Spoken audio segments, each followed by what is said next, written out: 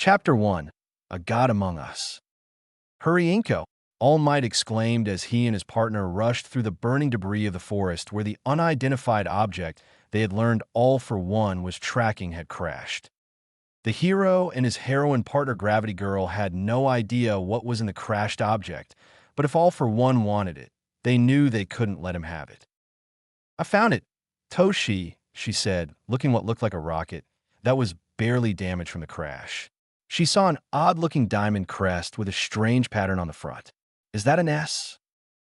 She touched it, and it glowed red for a moment before the hatch opened. Toshi, she gasped, and All Might rushed to her. Inside the rocket was a baby clutching a green crystal. The baby began to cry, and Inko lifted the baby up into her arms and began to softly hum to him, quieting him down. Why would someone put a baby in a rocket? She asked the symbol of peace. I'd like to know that as well, my dear. The two looked up to see All for One hovering over them. Inko, take the child and run, All Might said, standing between them. But what about? Inko argued. I'll be fine. I'll find you later. All Might flashed her thumbs up. Just run. She ran as All Might began to battle his enemy, and she did not stop till they found a small town. She found a hotel and went up to check in. She booked a room under her name Inko Midoriya, and when the hotel clerk saw the baby in her arms, she gushed and asked his name. His name? Inko blinked, caught off guard. The green-haired baby smiled up at her. Izuku. His name is Izuku Midoriya. Several years later, 15-year-old Izuku Midoriya scribbled in his notebook labeled Hero Analysis for the Future number 13, while seated in the corner of the lunchroom, nibbling on a sandwich as he finalized his notes from watching Mount Lady, Backdraft, and Kimui Woods. DEKU. Izuku winced at the yell. Katsuke Bakugu was storming toward him with his friends close behind. What the hell is this? Bakugu asked, jerking the notebook away from him. It's my notes, Kakin, Izuku said, and gasped when Bakugu used his explosive quirk to catch it on fire. Izuku grabbed it back and patted the flames out. Had Bakugu been more observant at the time and not laughing, he would have noticed the boy had grabbed the flaming book by the hand without any burns. Why did you do that? Izuku let his temper flare for a moment and got in Bakugu's face, which amused the blonde hothead. Oh, final gonna fight me, Deku? Bakugu smirked. Izuku took a deep breath and tried to walk away. Bakugu growled and shoved the boy down. Why won't you fight me? Huh, quirkless? Izuku just sat there on the ground with his head down till Bakugu and his friends got tired of mocking him. Once he was sure they were gone, Izuku got back up and took his notebook and snuck out of the school. Once he was clear, he looked around to see if anyone was paying him any attention. Finally, he gave a little smirk and took a flying leap, landing on the roof of a 15-story building. You should be more careful with that, young Midoriya. A voice spoke from behind him, and Izuku turned and smiled at his hero and mentor All Might, who suddenly deflated with a poof and a coughed-up blood. You should stop pushing yourself so much, Toshi. Izuku smiled. Touché. The weaker form of All Might nodded. You seem upset. I could break Kakin in half with 2 fingers. Izuku replied, looking out over the city. I could have. I wanted to. And yet, you didn't, All Might noted. I didn't. Izuku nodded. Why not? All Might asked, standing beside the young man, both leaning on the guardrails. Why not? Izuku asked. Aren't you supposed to say I'm not supposed to think like that? Why wouldn't you think like that? All Might replied, Listen, Izuku, when your mother and I found you in that ship, we don't know who put you in that or why, or how you got your growing abilities or why. All we know is it is not a quirk. Quirk manipulating quirks have no effect on them. You're something else entirely. Something new. What am I then? Izuku asked sadly. You tell me, All Might said. I made the decision when I got One for All to be the symbol of peace for the world. Maybe you'll be the next. Maybe you'll not. What you do with your life and your powers isn't up to me. You have to decide who you are. I wish I knew where I came from, Izuku said, pulling the crystal from his pocket. All I have left is this. Inko and I have done our best to protect you, and you've done well to hide your abilities, All Might stated. I am certain that pediatrician was confused when your mother seemed surprised when he said you were quirkless, when you've been a steel beam not even an hour earlier with your teeth. I'm going to go do some more patrolling. All Might transform back into his muscle form. You head on home and tell your mother to sit a place for me as well. Sure thing. Izuku nodded as All Might took to the air, and he also went to leaping rooftop to rooftop himself. What am I? Where did I come from? How did I get these powers if they're not quirk? Izuku had so many questions. But because of the uncertainty of his origins and the fact that All Might's oldest enemy, One for All, seemed to be interested in him, he had to learn to keep his powers a secret. But it was getting harder to do this. He wanted to stand up to Kakin. He wanted to be a hero like Toshi, like All Might. But most importantly, he wanted to know who he was. He barely managed to hide as several heroes jumped over him, headed for a nearby alleyway. There's pros there, they've got it. I need to head on, he said to himself, but stopped when he heard Bakugu's yell. Home! Izuku dropped down into the crowd and went to see what was going on. And indeed, there was a slime monster attacking his friend. Kakin! Izuku gasped. He didn't even realize he was moving, but he was almost literally flying toward him. His feet weren't even touching the ground as he ran. Deku, what the hell are you doing? Bakugu gasped through the slime. Trying to save you, Izuku replied. It looks like you're in trouble, he said, pulling at the tendrils wrapping around him, and the monster was surprised by the level of strength from the young man. The monster swung a tendril and knocked Izuku back, but the young man rebounded, grabbed Bakugo's shirt, and threw a massive punch that dwarfed even one of All Might's smash attacks. The force of the blow created a hurricane and blew the monster apart. I told you to be mindful, young Midoriya, All Might said, standing over him, with his fist thrusted outward over him. I just hope they buy my cover for you. What? Izuku said, still holding on to the unconscious Bakugu. Just play along, we'll talk at home, All Might said through the gritted teeth of his smile. Huh, All Might laughed. I'm glad I made it just in time to save the day. You two young people should not have allowed yourself to get in harm's way. But I made it just in time to smash that monster so that he'll not be able to harm anyone else for some time. Huh, right, Izuku said, as the other heroes pulled him and Bakugu away. Right, All Might nodded. Once they were checked out, Izuku made his way home, and he awkwardly waited at the table for All Might to arrive. It'll be fine, dear. Inko smiled lovingly at the boy she raised. You know, Toshi just worries about you. We'd both rather have harm fall on himself than you. All Might arrived, and it was fine, after a long lecture on responsibility and exactly why they had told him to keep his powers a secret. As far as any of them knew, he was a government experiment and that they'd want him back, or the Japanese government would want to continue what someone started. Until he was fully prepared to protect himself and others in his life, he had to keep it a secret. After dinner, and Toshi bidding them goodbye, Izuku went to bed. He removed the glasses that All Might had made for him to help him control his vision abilities. As the young man laid in bed, he noticed a green glow from his nightstand, as well as an odd voice that seemed to be coming from nowhere. He got up and found his crystal being responsible for the eerie green glow. It's time, the voice said. Time for what? Izuku asked. Cool, me. He quickly got dressed, took the crystal, and disappeared in the night. For 3 months, he was nowhere to be seen. All Might had searched all of Japan, missing person reports were made, and heroes and police searched frantically for the missing boy, while Inko was going through a near emotional breakdown. Had someone found him? What happened to him? It was so unlike Izuku not to leave a note at the least before leaving, and to be gone for that long. She and Tashinori's hope of finding him was wearing thin. 3 months to the day, Inko walked into the living room and found her boy sitting silently on the couch. Izuku, she exclaimed, running to him and throwing her arms around him. Where have you been? I know who I am, Mom, he said, with a look of struggle in his eyes. Inko quickly called Toshi, and he rushed over.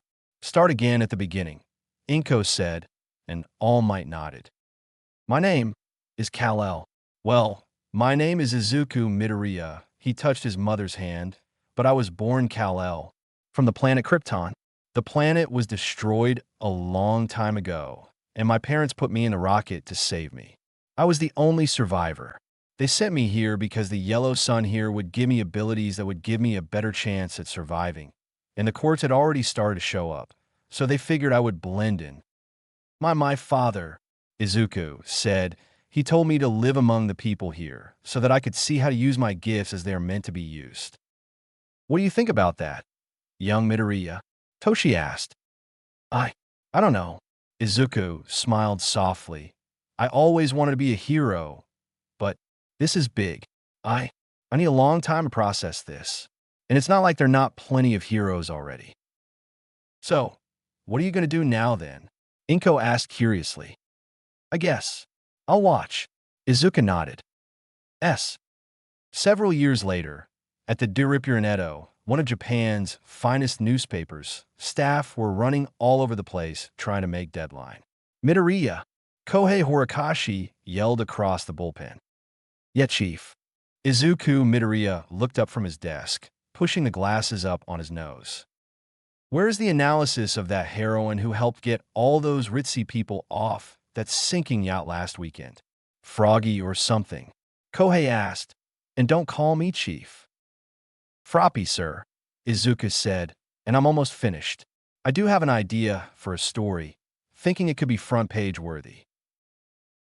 I'm listening. Kohei narrowed his eyes. The life of a hero, what's it like being a pro? Izuku spelled out for him. What do you think? Think you could arrange a meeting with a pro for that? Kohei asked. Deku, a voice screamed from the entrance of the bullpen. Already asked an old friend to meet me. Midoriya smiled sheepishly.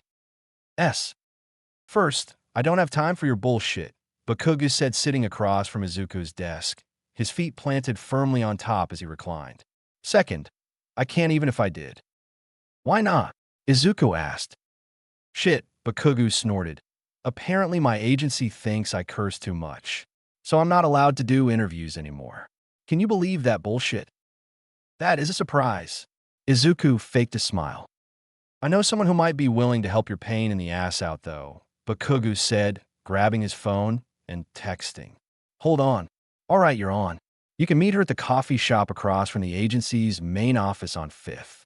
She'll be in pink. You won't miss her, Bakugo said, standing up. Thanks, Kaken. Izuku smiled. Oh, and Deku, Bakugo said, stopping just past his desk. Bring pink roses. Deku blinked. Trust me, nerd. Bakugo smirked as he waved and left the office. Izuku looked in the mirror of his apartment as he slicked his hair back and adjusted his glasses. He was supposed to meet whoever it was Kaken had arranged for him to interview in an hour. He knew it was a she, and she be in pink, and also she liked pink roses. Kaken, Bakugo wasn't like he used to be. Oh, he was still a short-tempered hothead, showed no respect for anyone, and thought he was better than everyone else. But when they were around 16 or 17, something had happened during a training mission that Izuku could tell shook Kaken up. Listen, nerd, we're not friends, he had grunted, but I'm sorry for how I acted when I was a kid. Izuku did ask what that was all about, but Bakugo just said he was just facing some demons. He walked into his living room, and the TV caught his attention. On the screen was the number 2 pro hero Endeavor and second-generation pro, Shoto Todoroki, along with a tall, handsome late 20-something-year-old man with long silver hair pulled back into a ponytail. In a shocking turn of events, the news anchored and narrated the scene. Tenko Shimura of Shimura International has purchased the Endeavor Hero Agency, she said as it showed Tenko shaking the hand of Endeavor, who didn't look very pleased with the exchange. These are just the latest of many pro-hero agencies that have come under the umbrella of Shimura International, not just in Japan, but throughout the world. My grandmother, Nana Shimura, Tenko spoke before a podium, smiling to the crowd, was an incredible hero and an incredible woman. She gave her life, protecting others, trying to make a difference. And so, following in her footsteps, though I have no quirk of my own, I want to do my part to make this world a better place. So, like All Might is a pillar to this world, Shimura International is uniting all the world's professional heroes into one organized unit, and we will join the symbol of peace and bring true balance and true peace for all. He finished to a standing ovation. Izuku shook his head and grabbed his coat and the bouquet of pink roses and left his apartment. He caught a cab to the Gunhead Agency on Fifth Avenue. The hero Gunhead was the head hero of the agency, but it also included Bakugu and a couple of his classmates from UA. Izuku assumed one of those would be who he was meeting. He walked into the small coffee shop across the street and glanced around. It was a small, homey place.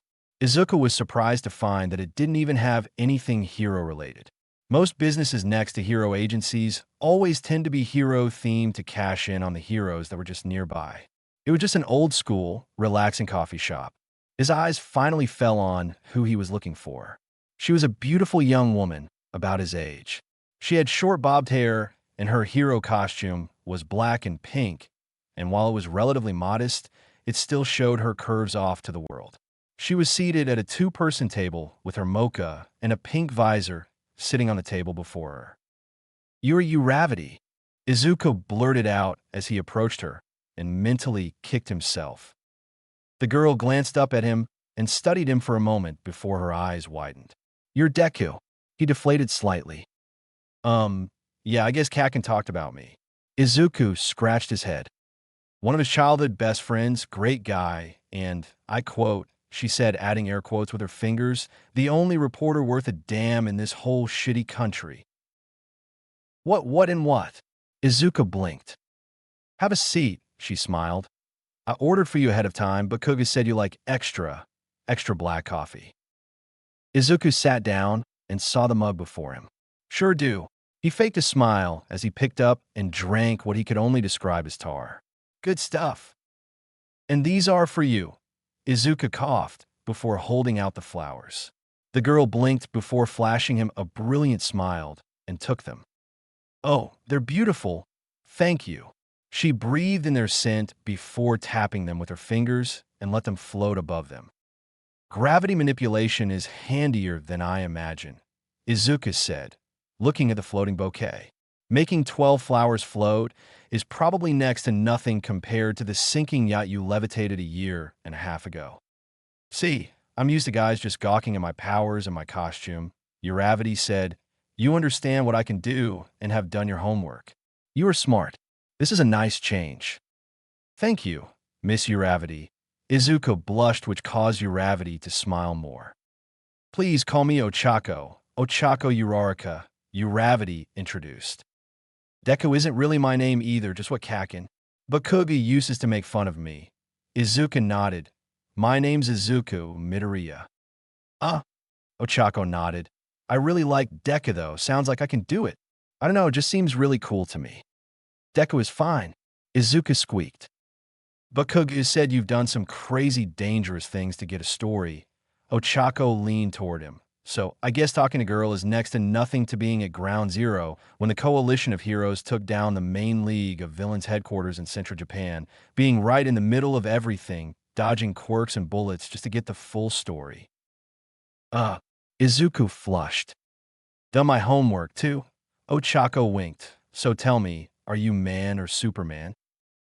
"Technically, I'm supposed to ask the questions," Izuku said, using the spoon and sugar he was using to make the tar more drinkable. He winced when the spoon broke in the drink, the part still in the mug standing straight up. "Of course, go right ahead." Ochako smiled politely and sat back, taking a sip of her mocha. "So, what's your origin? What drove Ochako Uraraka to become the heroine Uravity?" Izuku said, pulling a notepad from his pocket. "I grew up very poor," Ochako said, glancing at her coffee. "My parents were quirkless and own a construction company. Daddy tried to hire quirkless people to give them work. But with so many others using their quirks in construction, he struggled a lot. A lot of times Daddy would go without eating just so Mom and I could have food on our plates. Sometimes Mom would do it for me. They would pretend that they had ate without my looking, but I knew. I wanted to be one of the top heroes so I could make enough money to help them live comfortably after all they had sacrificed for me. That's really noble. Izuku sniffled, rubbing his eyes. Thank you. Ochako nodded. Did you succeed in your goal? He asked again, and she stiffened for a moment, and he mentally noted that. In ways I did, she said, avoiding his eyes for the first time since they met. So what's it like to live of a hero? Izuku smiled. The life of a hero is like a roller coaster in a lot of ways, she said, looking toward him but not at him, a far-off look in her eyes. There's ups and there's downs, and there's always sacrifices for almost every victory. But everyone is worth it. We're always doing what we can to do what's right and bring justice and peace to those around us. She said, almost word for word, the same thing he had gotten from almost every pro hero he had interviewed in the last month. That's the agency answer, the Uravity answer. Izuku said, I want the Ochako answer. Ochako bit her lip and glanced away. Did Kaken say you could trust me? Izuku said, did he tell you that? Yes. Ochako nodded. You could trust me, he said, sitting down his pad and pen and reached across the table to squeeze her hand. I'll even leave it off the record. I can tell you're hiding something and it's troubling you. There's too many ears, she whispered, glancing around the room. Do you have someplace we can talk privately after I get off duty? Come to my place. I'll even cook dinner. He squeaked and mentally questioned his sanity. That sounds nice. Ochako's smile returned. You can cook. I'm no master chef, but I'm not bad. Izuku scratched the back of his head. You are a Superman. Ochako smiled. I come off duty at 7. I'll go home, shower, and change, and be by your place around 8. Is that okay? Izuku scribbled down his address on a page of his notepad and ripped it off for her. It's a date, he flushed as soon as the words left his mouth. Figure of speech. Sure. Ochako smiled brightly, taking the address. I'll see you soon, she said, standing up, grabbing the floating flowers, and leaving the reporter at the table. Once she had left Izuku's side, You're a piece of crap, Kaken. How the hell did you know I was here? A growling voice spoke from 2 tables behind him. How do you do that? Are you sure you're quirkless? Bakugu fumed as he got up and stood by the table. You're about as subtle as an elephant in a glass house, Kaken, Izuku smirked. Freaking nerd, Bakugu crossed his arms. Like your coffee? You're a butt. Izuku looked over his glasses at his friend. We're best friends? I'm a great guy. Best reporter. I never said you were the best reporter, Bakugu pouted. I said you were the only one worth a damn. Never said you were even good. Bakugu dropped down into the seat Ochako vacated. Look, Izuku, he said, glancing away. In fact, he used his actual name and not Deku grabbed Izuku's attention. Ochako and I went all 3 years together in Class 1A at UA. Her and Sue were really the hearts of the group.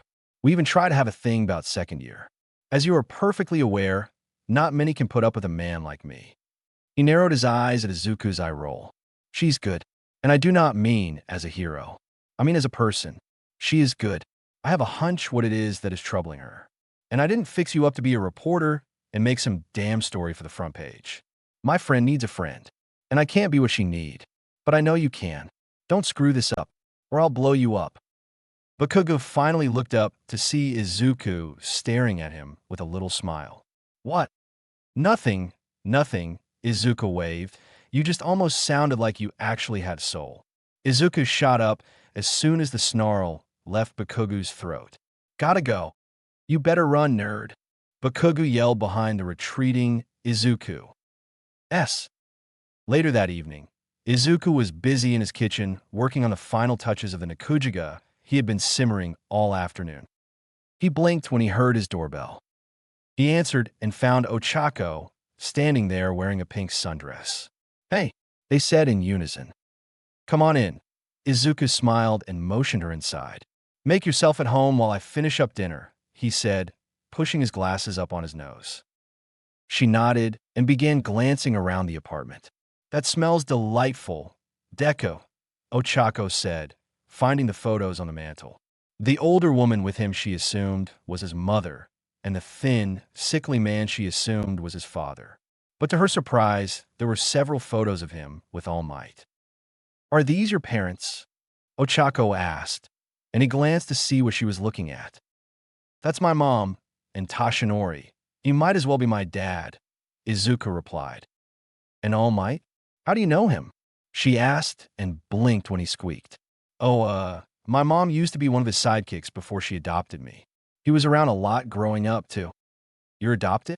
Ochako asked as he came out with 2 steaming bowls and a bottle of sake under his arm. "Do you know your real parents?" She then covered her mouth. "Oh, I'm sorry. That's a rude question." "No, it's okay."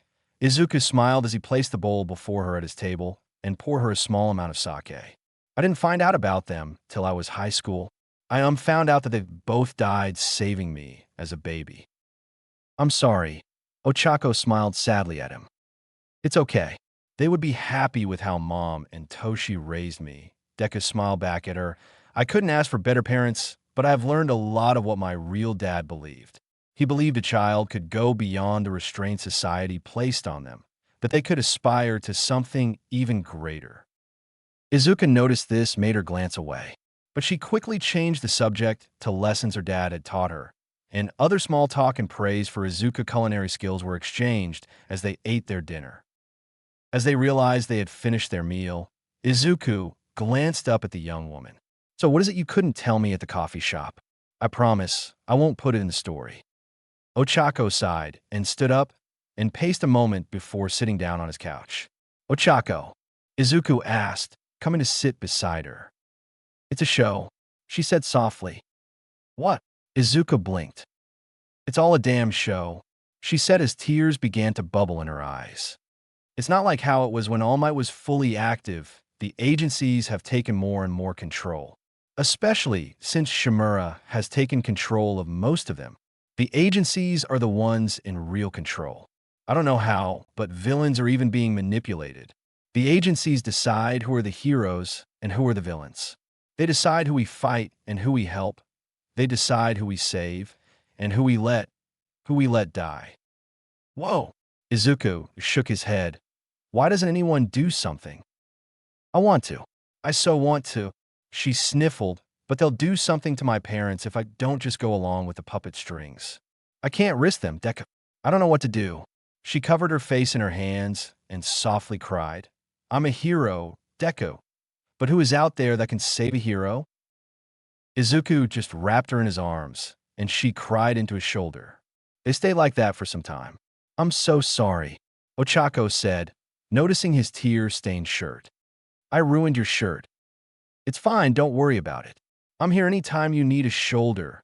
Izuku smiled and gave him a teary one back. "But Kuga was right. You are a great guy." Ochako smiled, getting up and gathering herself together. "I really need to get home and get ready for work tomorrow. Back to the song and dance." "Thank you so much for dinner, Deku. It was incredible." "Ew." She flushed and glanced away. "I'd love to do it again sometime, without my waterworks." "That'd be fun. I'd like that." "Ochako." Deku smiled as he led her to the door. "Thank you, Izuku," Ochako said, getting up on her toes to kiss his cheek. "I appreciate you listening to me." "I'm always around," Izuku said, as she passed him her phone number and left his apartment. Deku sighed as he went in and cleaned up the table and prepared for bed. But all throughout, Ochako's words echoed in his mind, mixed with words he heard so many years ago. As he lay down in bed, he couldn't sleep. The words just grew louder in his mind. "Live among them, Kal-El. It's a show, a damn show. To discover where your strength and your power are needed. The agencies have taken more and more control, especially since Shimura has taken control of most of them. The agencies are the ones in real control. Always hold in your heart the pride of your special heritage. The agencies decide who are the heroes and who are the villains. They decide who we fight and who we help. They decide who we save and who we let die. They could be a great people, Kal-El. They wish to be. They only lack the light to show them the way." For this reason above all. I don't know what to do. I'm a hero, Deku. But who's out there that can save a hero? Their capacity for good. I have sent them you, my only son. Mom. Inko Midoriya gasped and rushed into the living room, finding her son in pajamas. Izuku, honey, what's wrong? Inko asked in concern. Everything, Mom. Everything's wrong, but I know what I have to do, he smiled. I know why I was sent here. I can do something. I can do something, Mom. Inko said nothing but gave a little nod and turned and left her confused son. A moment later, she came back and handed him a box. He opened to find a blue and red suit. I had a feeling you'd make this decision. I made this for you. It's made from the same material Toshi's costumes are made from. It can take probably as much of a beating as you, and he can. And I made the symbol on the front. It was on the ship we found you in. Never did find out what the S stood for. It's not an S, Izuku said, looking at the suit. It means hope. Then it is very fitting. Inko said, I'm your mother, even if I never carried you. I'll always worry, but I know. I knew this was the path you would end up on. I had hoped you would be ready when this day came. She then looked her son in the eye. You are ready. Thank you. Izuku hugged his mother tightly, then stiffened when he heard Bakugo's voice across town scream, Ochako. Izuku and the suit were gone in a flash, and his pajamas thrown across the arm of the couch. Go get him, son, Inko said proudly. S. Bakugo and Ochako rushed into action in the devastated downtown. They were called in as two other heroes were knocked out by this powerful Nomu appeared out of nowhere. We have to get it away from the people, Ochako said, touching a piece of rubble and allowed it to float in front of Bakugo, who blasted it into shrapnel that hit the Nomu, but had no effect. Watch it. Bakugo and Ochako tried to get away from the beast, but she was hit in the back by the rampaging beast. She yelped in pain and bounced along the ground. She could only see stars for a moment and got to her hands and knees, trying to pull herself together. She glanced up when she heard Bakugo scream her name. Her eyes cleared enough to see a car being thrown toward her, but to her, in Bakugo's terror, there were a family inside, so the explosive hero couldn't blast it. She could only brace herself and wait for the hit. A hit that never came. She opened her eyes and saw the bumper just inches away from her. She watched in silent awe as the car was lifted easily by the man under it. The man was wearing a blue form-fitting suit with red accents and a long flowing cape behind him. His messy green hair and cape billowed in the night air as he easily balanced the car over his head. Are you okay, Miss Uravity? He asked with a kind smile. Yeah. Who are you? She forced out. Just a friend, he smiled. Watch it, Cape Boy incoming. Bakugo bellowed, and the man glanced to the side to see the Nomu rushing. He's super strong, watch. Ochako, Bakugo, and the Nomu all froze in shock when the man caught his fist with one hand while holding the car up with the other. Out. Excuse me, I'll be with you in a moment, he said, pushing the Nomu back, making him stumble back several feet. He lifted himself and the car into the air and flew a distance away and sat the car down safely. Thank you for wearing your seatbelts. Hope you all have a good rest of your evening. He smiled to the occupants before flying back to the action. Bakugo and Ochako watched in awe as this man of steel landed before the Nomu. I don't know what you're after, but it would be in your best interest to yield, my friend. The Nomu roared and threw a punch at the S symbol on the man's chest that didn't even seem to make him rock. Have it your way, he said, throwing a light punch at the monster, sending it flying backwards into a large tree. His green eyes narrowed when the monster began to glow white. Self-destruct, Korka? That's just cheating. And in a gust of wind, the man and the monster were gone, and an explosion high in the atmosphere could barely be seen. Ochako gasped when the caped man floated back down toward them. Are you guys okay? He asked once he touched the ground. Where did you come from? What agency are you with? Ochako asked as Bakugo studied him closely. That's a long story, Miss Uravity, but agency? Oh, pro-hero agency. He smiled. I'm not a pro-hero.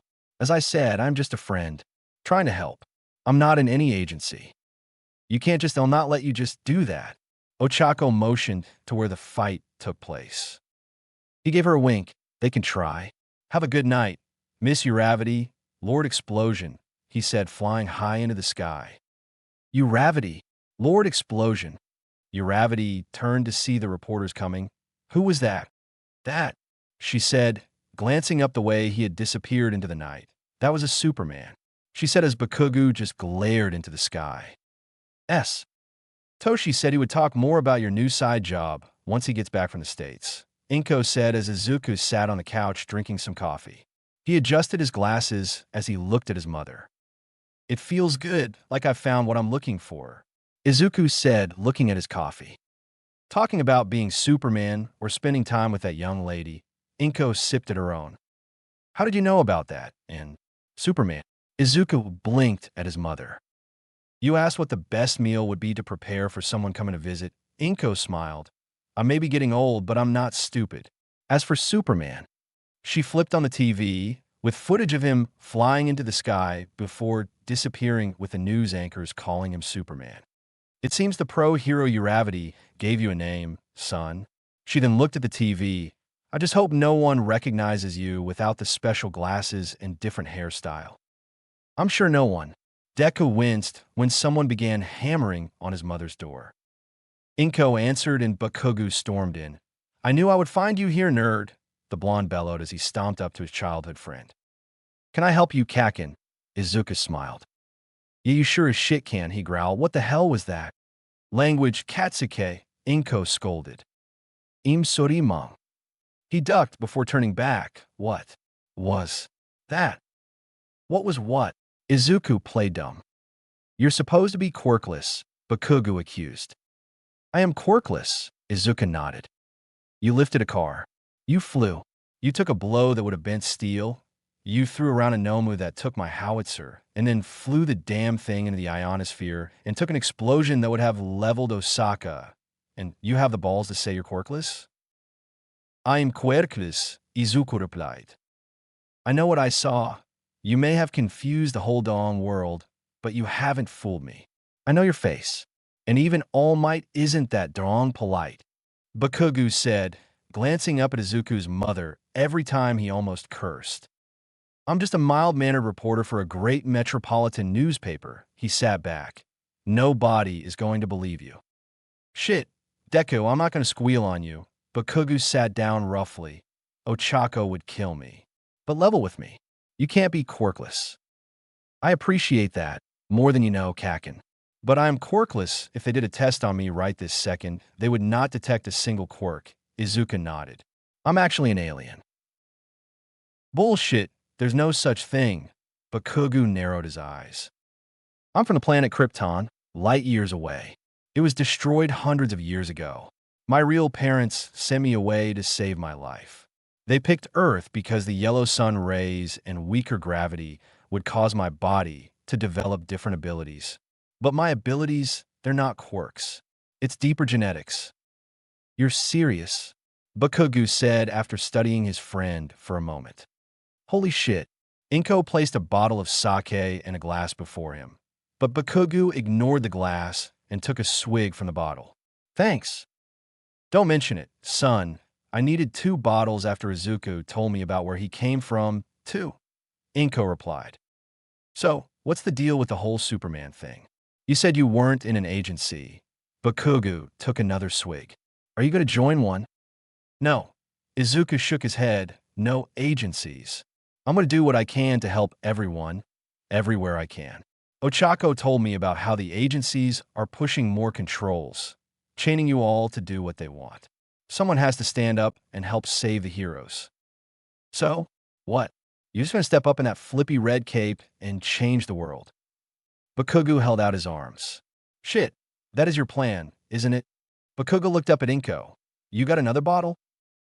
S. Tenko Shimura growled slowly as he watched the news feed in his office. He anxiously scratched the side of his neck as a young woman entered the office. The Nomu failed to kill the hero who possibly spoke to the reporter. I'm aware of that. Tenko growled at his protege, who ducked at the sign of her adopted brother's rage. What's your next instructions? She asked, eyes to the floor.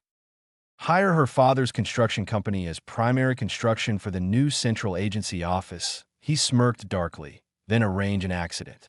This will teach her to go running to the press about things she shouldn't talk about, and it will put quirkless people back in their place. Yes, sir, she nodded. Will that be all? That will be all. Tenko chuckled. Thank you, Eri. Chapter 3. Look up. Izuku smiled as he entered the bullpen and glanced around at the chaos. Horikoshi was barking at the gathered crowds, wanting reports. Izuku pushed his glasses on his nose and joined the crowd. Uravity stopped a bridge collapse. Shoto and Kriati stopped a bank robbery last night. Grape Juice had more sexual harassment charges filed against him. What about this new guy? Horikoshi asked. This Superman? Izuku looked down and flushed as one reporter threw out exploits. He stopped 2 train crashes, one in Tokyo and one in New York, stopped a terrorist attack in Paris, stopped a dam from breaking in California, diverted a tidal wave off the coast of Hawaii, defeated 3 villains, one in Boston, one in London, and one in Hong Kong, and got a cat out of a tree 3 blocks from here. And that was all in an hour's time. How many quirks does this dude have? Another reporter asked. He says he doesn't have any, but he hasn't explained how he can do all that without them. Another responded. While they were discussing the new hero, Izuku glanced up at the news monitors and saw one break report that a plane was about to crash near southern Japan. He silently eased out of the group and removed his glasses as he entered a closet. A few minutes later, he stepped out, adjusting his suit, and found the group now talking about how Superman had just saved the lives of everyone on board the plane by catching it in midair and lowering it to the ground. There you are, Midoriya. Horikoshi pointed. I need you downtown. I want you to cover the construction of a new central agency hub. That's not really my expertise, Chief, Izuku replied. I'm more of an analyst. I know that. The editor nodded. The construction company is owned by Uravity's father. Maybe you can get some more insight on her while you're at it. I guess, Izuku nodded, grabbing his bag from his desk. I'll get right on it, Chief. Good, Horikoshi nodded. And stop calling me Chief. Izuku got out of the cab and started toward the construction site and was about to flash his credentials when a familiar voice called from behind the gates. DEKU. He smiled when Ochako came rushing toward him, out of her hero gear and now in a pair of form-fitting jeans and a pink t-shirt. He's with me, she said, grabbing Izuku by the arm. I was hoping it would be you covering this, Deku. She smiled at her friend, not once releasing his arm as she all but skipped into the construction yard. I was kind of surprised they picked your parents' company for this. No offense. Izuku noted the quirkless workers and machinery at work. None taken, we were too, she smiled at him. But don't look a gift horse in the mouth. Daddy always says. She then glanced up and grinned. Speaking of which, Daddy. An older man looked up from a table with prints and smiled and waved at the heroine. They're my hero. He then glanced to the young man his daughter had yet to release her vice grip on. And you must be this reporter she won't shut up about. Pleasure to meet you, Mr. Uraraka, sir. Izuku held out his hand, and the foreman took it and nodded at the firm grip. Pleasure's all mine, Deku, he smiled. It is Deku, right? Izuku Midoriya, actually, but Deku is fine, he nodded. Do you have time for some questions for the paper? Well, after I get that damn problem with the crane up there straightened out, got some questions for you as well, young man, he said, giving him a firm stare down. You keep your boyfriend occupied while I do my thing, baby girl?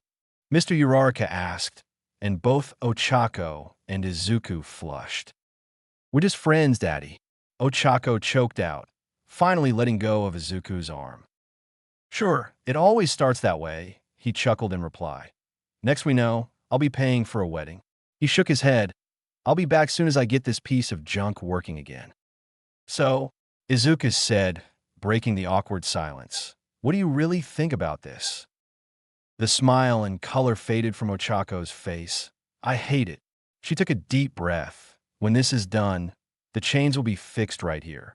Sure, the world will have a big shining white symbol of the fake hope, but it's going to be such a mess. Any idea what the end game is for all of this? Izuku asked as they walked around. Who knows? She shrugged, kicking a piece of dirt. But she turned and saw the massive Shimura Tower.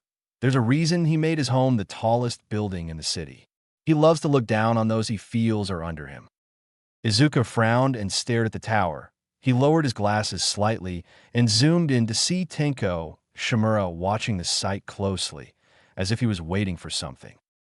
Izuku closed his eyes and tuned out Ochako and began listening carefully to the construction site for anything out of the ordinary. His eyes widened when he picked up a faint signal going from the broken crane to Shimura Tower. "Hey, Ochako, is there a potty nearby? My lunch isn't settling well." "Oh, yeah, sure, Deku." Ochako smiled understandingly. "It's right around the corner that way." Izuku nodded and quickly ducked around the corner. Soon as he was out of her sight, he reached up and pulled open his shirt, revealing the symbol of his uniform under his suit. Ochako watched him leave before turning back to look out over the view of the city. But the city was the least of her thoughts. "Boyfriend?" She said, bouncing the idea in her head. Before she could entertain it any farther, she gasped when explosions rocked the construction site. The blast threw her on the ground, and she looked up to see the site in ruins. "Daddy!" she screamed, climbing back to her feet and rushing to find her father and help who she could. She rushed in and began helping to lower the weight of the rubble for the workers, trying to help those trapped. "Where's Daddy?" Ochako asked one of the workers. "He was in the crane working on the controls when the explosion happened," one of the workers said, pointing up at the crane that was about to fall sideways and was already on fire. Ochako gasped when she saw her father unconscious and the flames inching close to him. "Daddy!" But before she could even make a move toward it, Superman swooped down from the skies and landed on the crane. Superman glanced around the construction site and could see Ochako and the uninjured workers had it mostly under control. He then glanced down and used his super hearing to pick up a faint heartbeat, but a heartbeat nonetheless and breathing. He narrowed his eyes and triggered his X-ray vision and could see multiple broken bones, but his spine was fine. He could move him. The crane wouldn't last but a few more seconds, so he had to move fast but gently. He grabbed the door and ripped it off before sliding down into the crane's controls. He unsnapped Mr. Uraraka's harness and gently lifted him into a cradle. He lifted off as the crane began to fall, and he flew quickly around and caught it by his shoulders. "Now what are you going to do, Deku?" Superman thought to himself as he looked over his situation. With Ochako's father's injuries, he had to hold him with both arms to avoid farther injuries, but he was in an awkward position holding the crane. "Hold on," he heard Ochako's voice and glanced up to see her and the workers running toward them with massive steel girders obviously made light by Ochako's quirk. They stood them up under them, and Superman gently lowered the crane down onto them, then continued down toward Ochako. "Daddy!" she gasped as Superman landed before her. "Is he?" "He's hurt, but he's alive," Superman replied comfortingly. "Has anyone called an ambulance?" On cue, the EMS pulled up and rushed out with a stretcher. Superman gently laid him down and told the first responders of his injuries. "Thank you for your help today, everyone," Superman said, glancing around at the gathered workers. "Your fast thinking and acting saved a lot of lives today. You're real heroes." He smiled before he took to the sky again. Ochako watched them load her father into the ambulance, and the adrenaline began to finally fall, and she realized someone was missing. "Izuku," she gasped, and began looking around. She saw where many of the porta-potties were destroyed in the explosion, and she felt her inside clench in fear. Finally, she saw the slicked-back green-haired reporter rushing toward her. "Ochako, what happened? Is everyone?" He was cut off when she grabbed him in a massive hug. "Thank God you're okay," she said with a shaky voice. She pulled back to look him over. His suit was perfectly fine, not a sign of any injury, but he still smelled of smoke. It caused a small amount of confusion, but it was practically a war zone. "I'm fine, are you okay? Is your dad?" "Superman saved him," Ochako nodded. "I think he'll be okay. I'm going to hurry to the hospital. I need to call Mom, and I..." Slow down and breath. Izuku said. I'll go with you and sit with you till your mom gets there. I don't want you to be alone. You don't have to. Ochako started to argue. I don't have to do a lot of things, Izuku replied, taking her hand. I'll hail us a cab. You call your mother. Izuku sat quietly while Ochako called her mother, keeping his focus on the tower with Tenko Shimura in an elevator already on his way to the ground floor, practicing a speech. He hadn't even noticed they arrived at the hospital, or that Ochako was clinging to his hand and pulling him out of the cab till he was moving. Izuku remained by her side and listened to her ramble about her dad. He could tell she was scared to death, but he would occasionally slide his glasses down and look into her father's room to see them checking him over. The explosion happened faster than he expected. He blamed himself for not getting there in time to prevent her father and some of their other workers from being injured, but he didn't want to imagine what would have happened if he didn't get there. Deku, he blinked and pushed up his glasses and glanced up to see Ochako with an older woman who had to be her mother. This is my mom. Oh, pleasure to meet you, ma'am. Izuku smiled to the woman. It's a pleasure to finally meet you, she replied, before turning to her daughter. Any news on your father? He's okay, Izuku blurted out, gaining curious looks from the women. I mean, Superman said he was okay, and he has X-ray vision and super hearing, so I'm sure he would know. He does. Ochako blinked. I mean, I'm a hero analyst, right? It's my job to pick up on these things. Izuku scratched the back of his head and laughed nervously. How many abilities does he even have? Ochako blurted out. Just wow. Hey, Izuku chuckled and glanced to try to hide his blush, which Ochako did not miss. Their eyes turned to the TV as an emergency broadcast broke in. We are coming in live at the site of the future Central Agency hub, where an unexplained explosion occurred just a short while ago, leading to several injured. But thanks to the hero Uravity and this enigmatic Superman, no lives were lost. I'm so grateful to those who stepped up and saved lives today, Tenko Shimura said before a podium before the reporters. But what we have seen is just something we have to learn. Sadly, this is just another example of why those unequipped to deal with any and all situations should not be selected. While I by no means say the quirkless should not work in these fields, but to not utilize those with abilities that could have prevented this accident today is sadly irresponsible. I'll be bringing in another company that will be better suited for the task at hand. My thoughts and prayers are with Mr. Uraraka and those injured today. Thank you. It wasn't an accident, you bastard. Ochako shot to her feet and shouted at the TV before flushing at her mother's look. I know that, Ochako, Izuku said, gaining Ochako and her mother's attention, and I'm going to prove it. No major workers' comp injury in years, and suddenly a massive explosion? No way. Don't worry. I'm going to clear your dad's name. Deco. Ochako breathed at the steel in his voice. Uraraka family? Mrs. Uraraka turned to the doctor, and Izuku started to stay seated, but Ochako would not have it.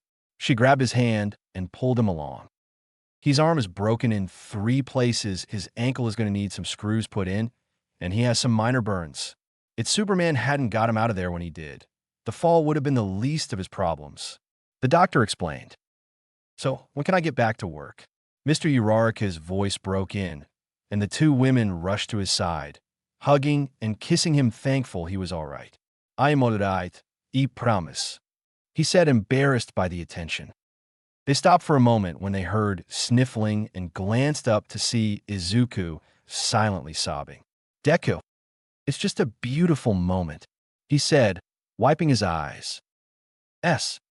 Later that night, Superman flew over the city, holding a phone on his ear. I'm glad he's doing better. Keep me posted on how his surgery goes tomorrow. Okay, Ochako. Thank you so much for everything, Deku, and for believing that it wasn't Daddy's fault, Ochako replied. Everyone will believe it by the time I'm finished, Superman smiled. Keep an eye on the papers. Will do, she replied, and he noticed a slight hitch in her voice. Deku. Yeah, he said, no longer really listening to the phone, but focusing on her apartment downtown.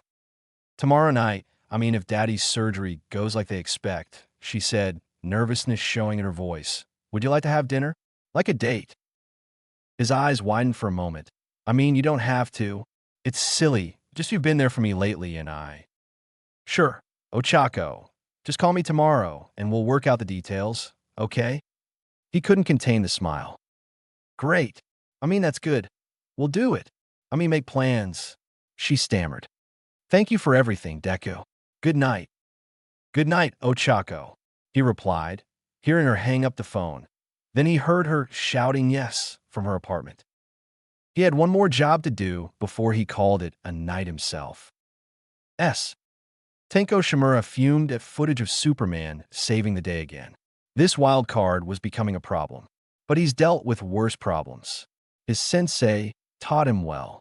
He would use his quirk well, and soon the world will be back as it once was. Once again, all would be for one. He blinked when he senses someone staring at him. He turned his desk chair to see Superman hovering in air above his balcony, arms crossed and death glare on his face directed right at him. He got up and walked out on the balcony, looking up at the Man of Steel and smiled. Superman, what brings me the honor of meeting you? Do you need advice on joining a hero agency? Tenko smiled. I can line you up. I'm not going under your control, Shimura, Superman replied. Oh, but that's too bad, seeing as you can't use all those marvelous quirks of yours legally without joining an agency. Tenko laughed. It's the law, you know. I have no quirks, and I don't mind being tested to prove it, Superman replied. What I can do, it's something beyond you. Fair enough, what's your price? Tenko asked. You can't buy me either, Superman shook his head. Tenko laughed. Everyone has a price.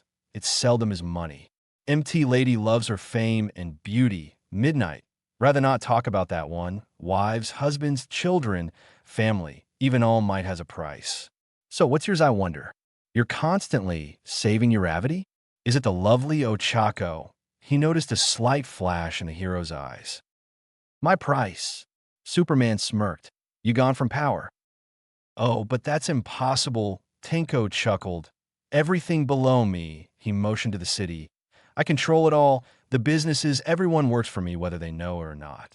Every single hero, even the ones not officially sold out yet, they're mine. Even Ochako. He laughed and scratched his neck. Nothing but little toys for me to play with. I don't know what your plan is, Shimura, Superman said, but know to achieve it, you'll have to go through me. And if you want to find me, Superman smirked at him, all you have to do is look up. Tenko growled in anger at the dig at him as Superman took to the skies. He stomped back into the office, picked up the phone, and pressed a hidden button. I need the lead gathered. Now, Chapter 4, Secrets. The Oki Mariner had taken all she could take and was slowly sinking in the water. The crew was just making their way home when they ran into a sudden storm. Lightning struck the ship and hit just right to cause a horrible explosion that crippled it and caused it to begin gaining water. Ajui, better known as the Hero Froppy and member of the Oki Mariner crew, jumped around the damaged upper deck and helped other crew members get on lifeboats and saw them making their way to land. Once she saw they were okay, she went back to the captain and Sirius. Karo, everyone is safe, the frog-like heroine said as she approached. Good. Now you two get out of here, Captain Selkie said from under some wreckage, pinning him down and even with jagged metal piercing his shoulder. We're not leaving you, Sirius yelled, years running down her face. The captain goes down with his ship, Selkie replied, coughing up little big of blood. We're not leaving you, Sirius whispered, taking his right hand. Karo, Froppy croaked softly, taking his other. It's what heroes do, Karo. Water rushed over the edge of the sinking ship and rushed across their ankles for only a moment before the ship jerked and began to rise. What? Sirius asked as the ship lifted completely out of the water and began moving toward land. Froppy. On it, she said, leaping to the edge and crawling down the hull of the ship to see what was happening. She saw the flowing red cape first, framing the man's frame like wings. "Okay, Karo." Superman glanced up at the frog heroine and smiled with kind green eyes. "Hey, milady," he greeted. She flushed and nodded before turning and crawling back up the hole and returned to her captain and first mate. "What's going on?" Sirius asked. "An angel, Caro." Froppy smiled. "From what I've seen, that's a good description of Superman," Momo Todoroki said as she worked on Ochako's hair. "He was incredible, Caro," Tsuyu replied. Scene 1 Super-powered hero. Mina Ashido, the heroine known as Alien Queen, shrugged as she painted Ochako's nails. "You've seen them all." "He was different, Caro," Hugh argued, his eyes. The doorbell rang, and the girls glanced up. "Oh, must be Prince Charming," Momo teased the suddenly flushing Ochako. "Stop it," Ochako chastised them. "He's kind of charming." "I'll get it, Caro." She hopped to the door. She opened and looked up, and a pair of green eyes jumped out at her instantly. "Hi, milady," Izuku smiled, pushing his glasses on his nose. This is Ochako's place, isn't it?" he said, checking the number on the door again, as Tsuyu placed her fingertip to the corner of her mouth and nodded.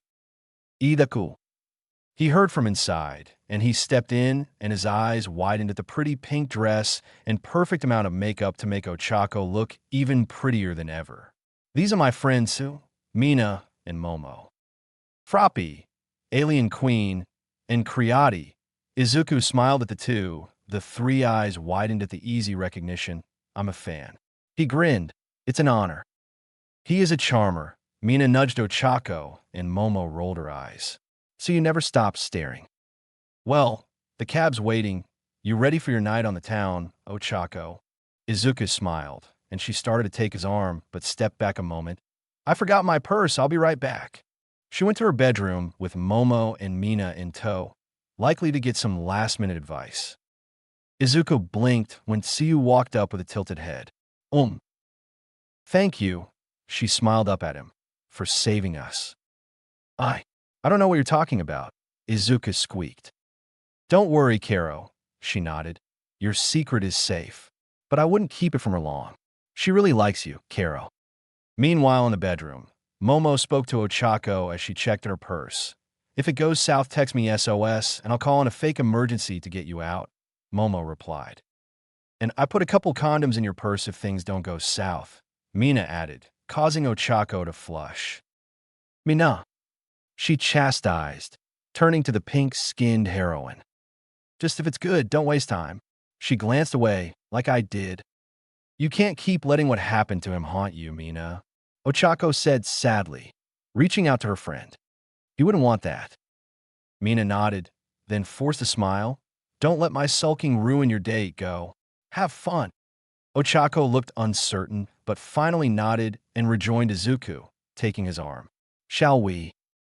"You could go have fun." Mina vavet. "But not too much fun," Momo piped in. "Caro." Tsuyu nodded. The three watched them leave.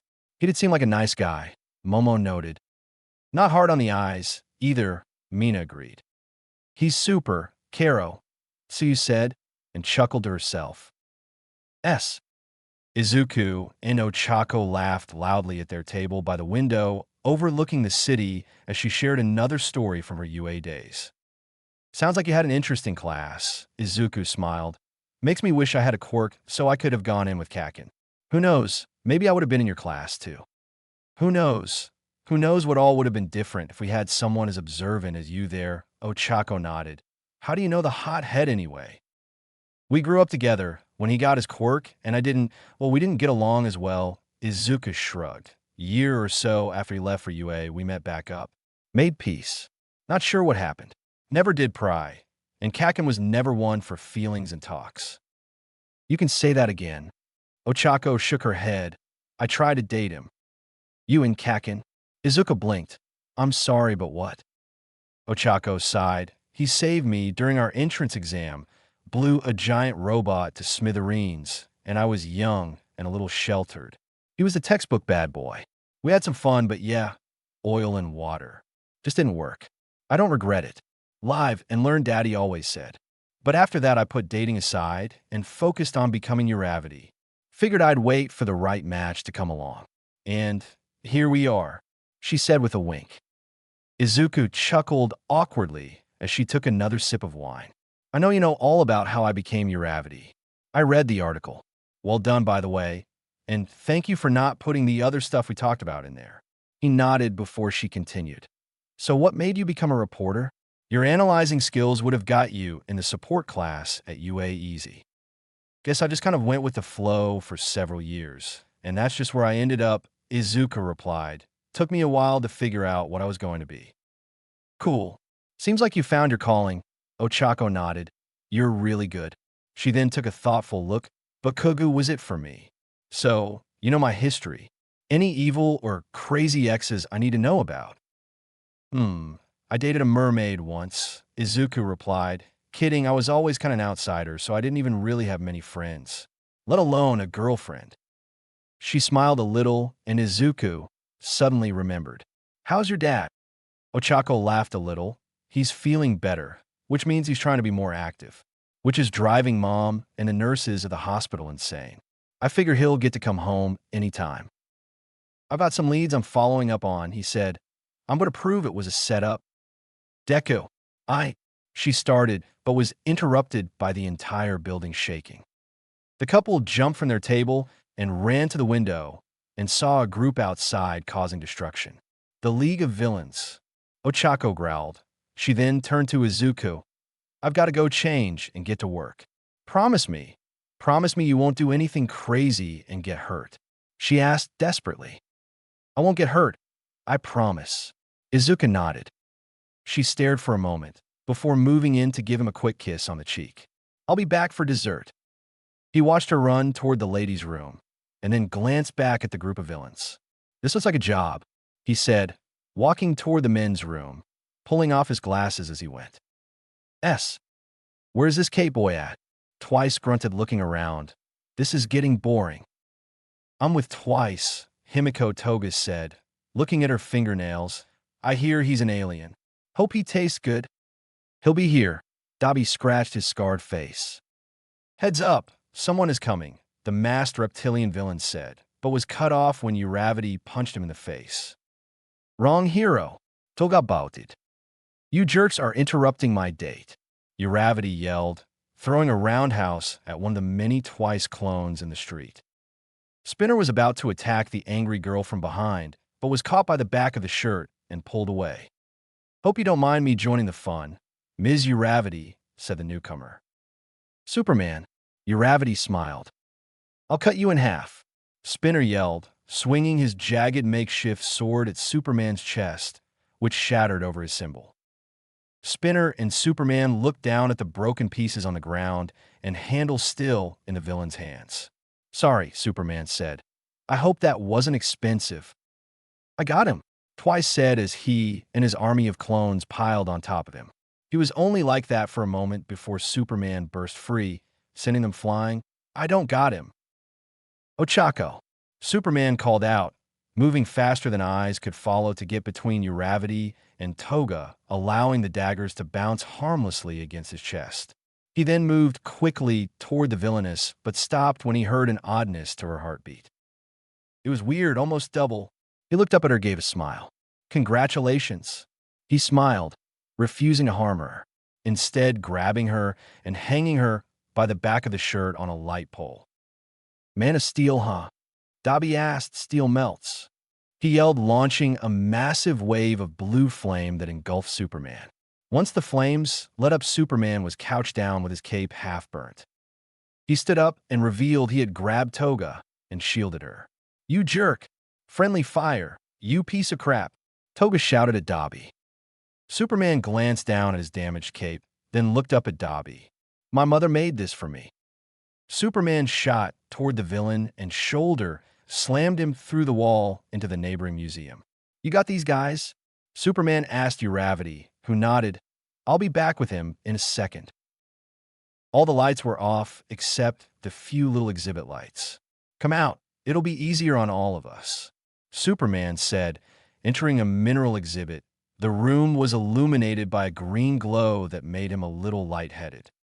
Dabi launched another attack, and Superman sidestepped it. The flames caught the edge of his arm, and for the first time in his life, he felt pain. A searing burn rushed over his arm where the flames hit, and he couldn't hold back the gasp of pain. "What's this? Not as invincible as you make us think," Dobby asked, approaching him. Dobby leapt forward and pushed his knee into Superman's gut, and the hero doubled over from the impact. "Oh, I'm going to be getting a bonus for this one," he said, kicking him hard in the ribs. "Now, shall we try melting you one more time?" he said, preparing his blue flames. But before he could, Uravity hit him in the back of the head with a chair. "Are you okay?" she asked, kneeling to Superman. "I've had better days," he replied. "Get me outside. It's a full moon. It's not direct sunlight, but it should help." She helped him outside and huffed in frustration. The League had escaped. Twice must have made another copy and got the others free, Uravity said, and Superman let go of her and stepped into the moonlight. She watched as his wounds seemed to slowly try to heal themselves. "You get your powers from the sun," she said, coming to the realization. "Yes," he said, "if this was direct sunlight, I think I'd have completely patched up. The moonlight helps, but it's just not cutting it." He then tested himself by lifting into the air a little. "I'm going to go where the sun's up and see if that gets me healed up. Thank you for your help, Ms. Uravity." He then took off into the sky, but at a much slower pace than she'd ever seen him move. It then hit her that during the fight, he called her Ochako. "Wait, how did you know my real name?" she tried to ask, but he was already gone. Ochako pulled out her cell phone from her belt and pulled up Deku and began typing a message. "Hey, I gotta go to the agency and report this. Sorry I'm having to run. Want to come back by my place tomorrow night? Catch a movie? I'll even cook." A moment later, her phone beeped a reply. "Sure, sounds good. Let me know when you get home, okay?"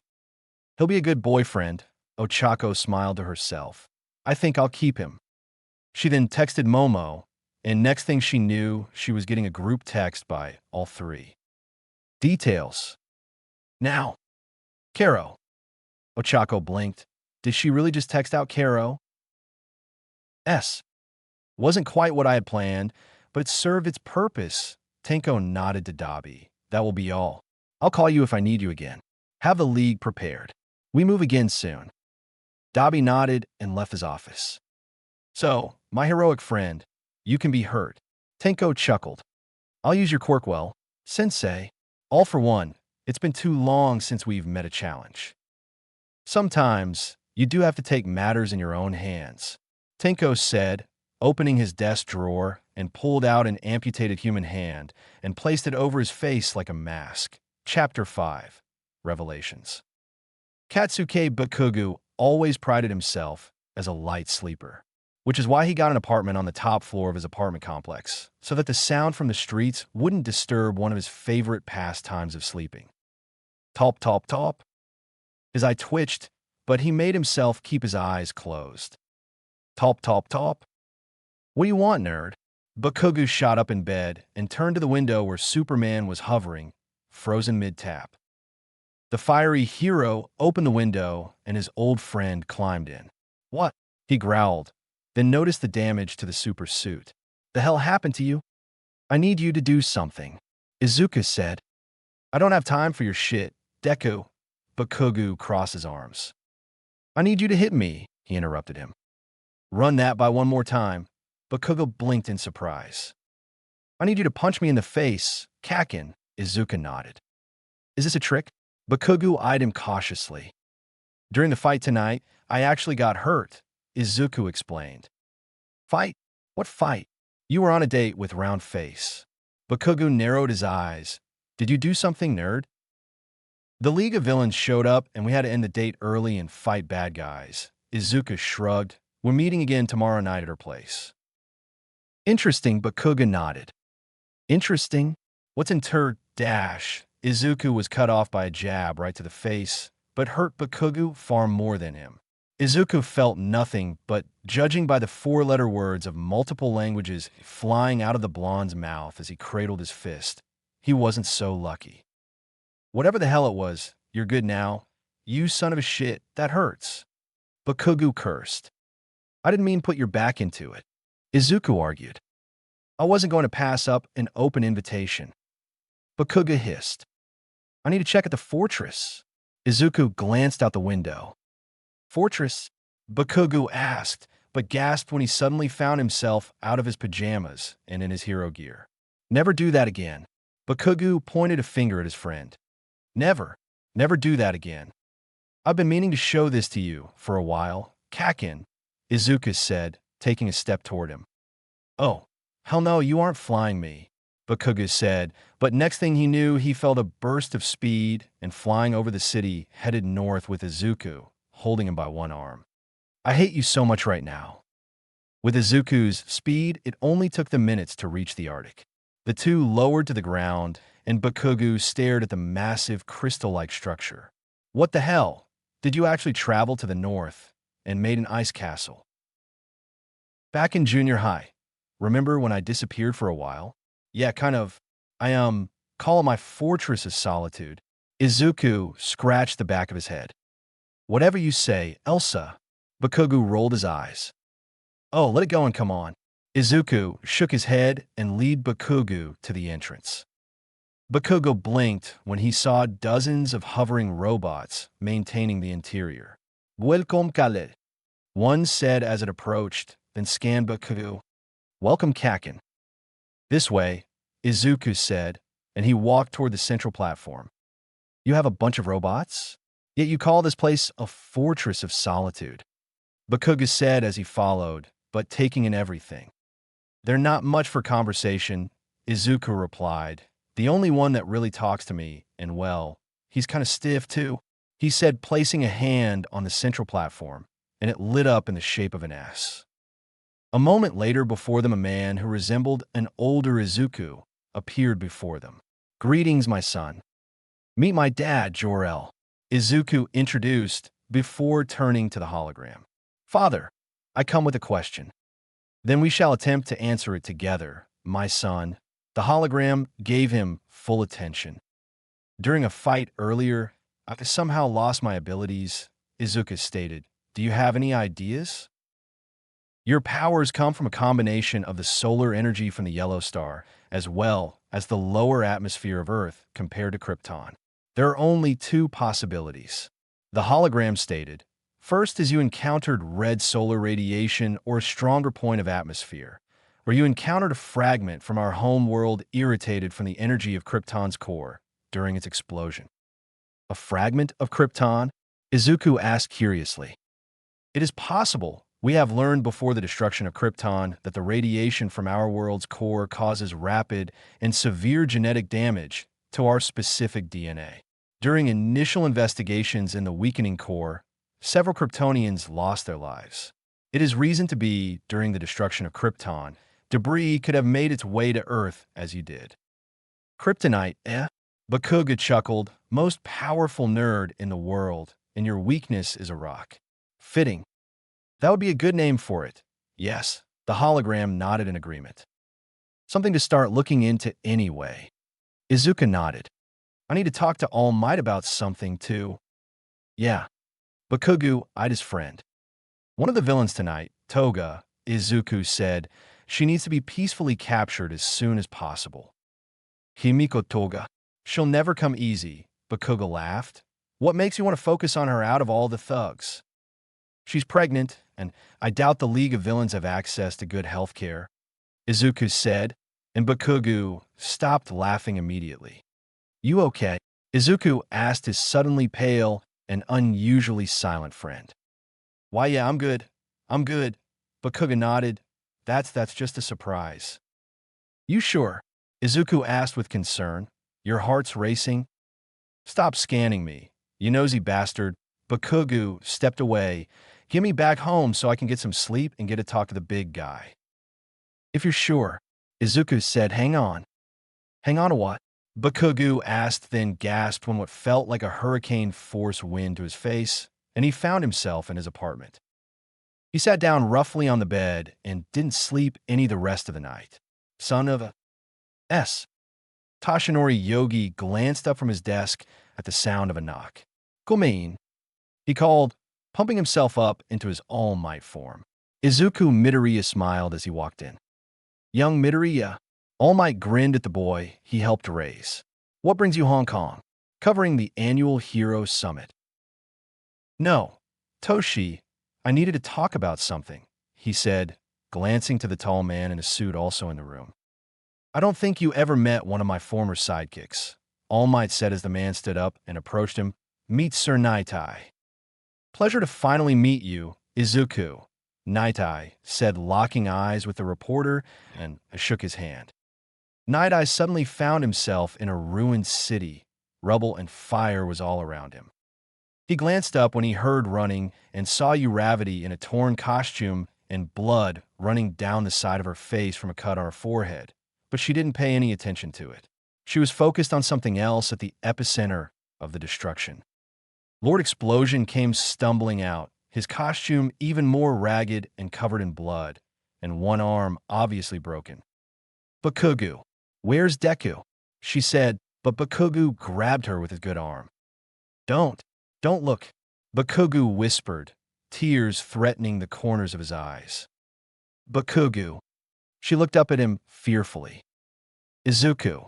Izuku loved you very much. His lips trembled as he said it. No. She shook her head as she began to sob. And no. She cried into Bakugu's chest, as Bakugu glanced up at a ripped red cape with Superman's symbol on it, waving on a bent steel beam, sticking out of the rubble. Doomsday! Night-Eye breathed. Excuse me? Izuku blinked, but Night-Eye shook his head. Don't worry about it, young man, he said. I'll leave you to speak with All Might. The two waited for Night-Eye to leave. I have an unusual request. Unusual? What has been usual with you since you decided to become a vigilante? All Might laughed. I need your help to get other heroes on board on getting Himiko Toga away from the League of Villains, Izuku said, removing his glasses. That's a tall order. All Might breathed. She's one of the League's most dangerous villains, and she has a dead or alive mark on her head, you know. What makes her so special? Just say, 2 lives are on the line, Izuku replied. Izuku, she's a villain, All Might said softly. No, she's a person, he responded, not backing down. Okay, All Might nodded. I'll do what I can, but I can't promise anything. That'll do, Toshi, Izuku nodded. I got something else I have to check into now. You gonna be back in Japan soon? Yeah, soon as the summit is over, All Might nodded, and Izuku started to leave. Oh, and young Midoriya, I'm proud of you. Keep up the good work. Superman. That means a lot. Izuku smiled, putting his glasses back on and leaving the office. Izuku made his way through the same museum he had fought in earlier that morning, carefully moving through the yellow tap from where Superman and Dabi had gone through walls. He stood outside the exhibit that had almost took him down for several moments before finally getting the courage up to step inside. And he felt nothing. Absolutely no effects, unlike earlier. Mr. Shimura wants everything from this exhibit moved to Shimura Tower. He heard a young woman ordering people boxing up meteor rocks from their displays. What's Mr. Shimura want with these exhibits? Izuku said, walking up to the young lady. She had long silver hair with a matching silver suit and a single yellow horn on the side of her head. That's classified, mister. She turned toward Izuku. Izuku Midoriya, Diripurnetto, he smiled at the girl. You're awfully young to be working for Shimura, miss. Airy, she said tightly. And if you'll excuse me, some of these rocks could be dangerous, you know? Izuku pressed on. It wouldn't have something to do with another attack like on the construction site a few days ago. That wasn't an attack. That was an accident done by quirkless errors. Airy fired back, glaring at the reporter. Superman found evidence of otherwise. Izuku pressed. What? Airy seemed taken off guard. Yes, it was a bomb with a radio frequency going to Shimura Tower. Izuku kept on. I don't know what you're talking about, Airy said, taking a step back, and from the sound of her pulse rate and the change in the pitch of her voice, she was telling the truth. Here's my card, Izuku handed her. If you have any info at all, please call me. I just want to clear an innocent man. Ok. Airy nodded, looking at the info before shoving it into her jacket pocket. Good day, Mr. Midoriya. Izuku nodded and turned and walked away. Shimura had the rock. This wasn't good, but it'll just have to be a bridge he'll cross when he comes to it. Later that evening, Izuku stood feeling oddly nervous at the door to Ochako's apartment. He was wearing a nice polo shirt and slacks with a bouquet of pink roses held behind his back. He knocked on the door after a few deep breaths, and after a few moments, Ochako answered and beamed happily at him. "Deku," she exclaimed, then smiled even wider when he offered the flowers. "They're almost as pretty as you," he said, the first thing that came to his mind.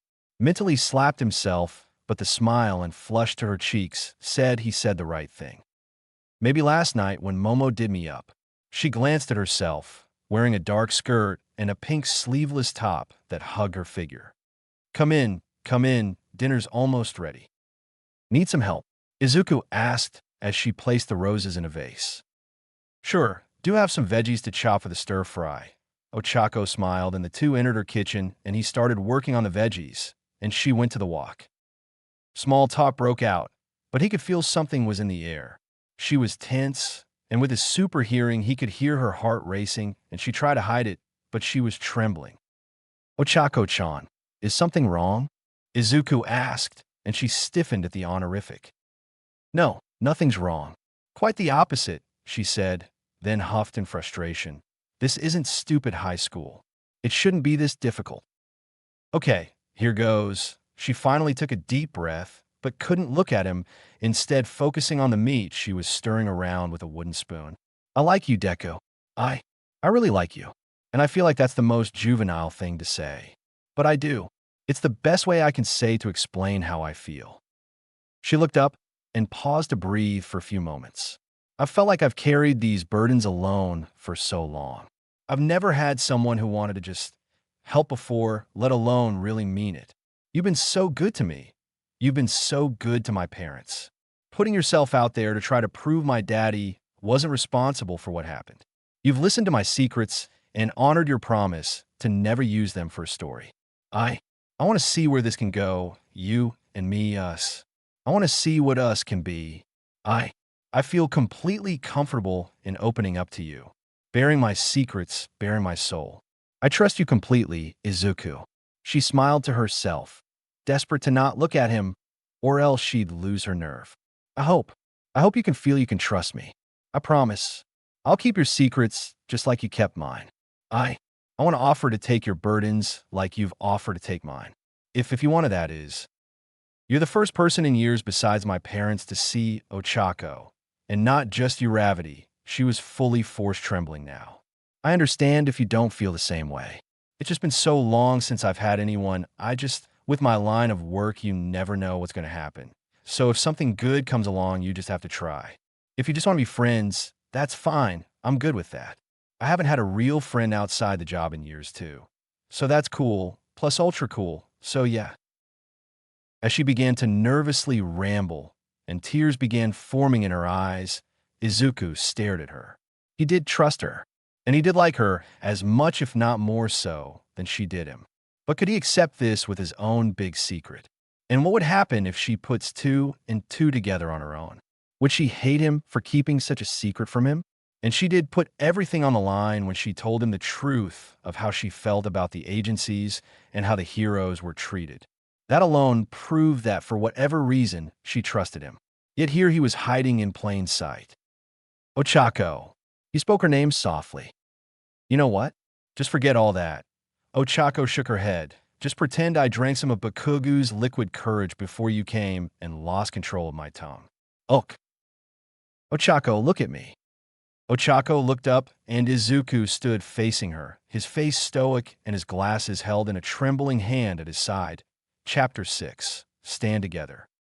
All Might sighed as he made his way back to his Hong Kong hotel. He hated summits like this. Talk.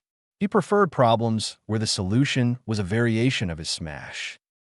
He entered his room and sighed as he deflated into his smaller form. "I need a good long." He gasped when he turned on his light to see Izuku sitting on his bed, his glasses laying beside him and tears running down his cheeks. "Young Midoriya? What's wrong?" All Might asked. "I messed up Toshi." Izuku sniffled. I messed up bad. S. Please, I surrender. I surrender. The last of the bank robbers whimpered as he crawled away from his beaten, badly accomplices, waving his hands in surrender to the hero who was standing over them and stomping toward him. I'm quirkless. I don't have any power. Don't hurt me. I have a family. Uravity simply growled and reared back her fist and threw it with enough force that the thug's body bounced against the pavement. She prepared to punch the unconscious criminal again when a hand grabbed her wrist. She threw a roundhouse that Bakugo easily dodged. Get lost, she snapped. Hey, unbridled rage is my gimmick. Round face, Bakugo replied. And when she growled again, I'm willing to share, but bright pink might not be the best suit for pissed-off ass-kicker. Just saying. I need to let out some steam, Uravity snapped. This is more my style of relaxation, Bakugo said, stomping another thug that was starting to regain consciousness. Why don't you call up the nerd? The feral growl from the heroine made Bakugo blink. What did he do? Do need to kick his ass for you. As much as I kind of want you to right now, I know you can't, Uravity grumbled as she tied up the thug tighter than she really needed to. What? Bakugo wanted to know if she knew, but didn't want to snitch and make things worse if she didn't know. I mean, he's just an idiot nerd. He isn't an idiot. She glanced up at him. But he is a liar, among other things. All right, let's get these guys tied up, and then you're talking, Bakugo said, and a short time later Ochako sat impatiently on the top of the 24/7 convenience store. Bakugo landed beside her, a beer in one hand and a canned iced coffee in the other. He sat down beside his friend and offered her the iced coffee. She took it, tossed it behind her, and grabbed his beer and took a long chug, choking the neck of the bottle Bakugo assumed as she wanted to choke their friend's neck. That bad, round face? You can say that, she said, looking down at the bottle. Found out, Izuku's got a double life. And he decided to wait till I got to like his fake self to show me I didn't know him at all. And I don't know why, but I'm just furious. Ah, so he told you about being Superman. Bakugo snorted, taking the beer and taking a swig himself. Thought it was something big. So, you told her who you were.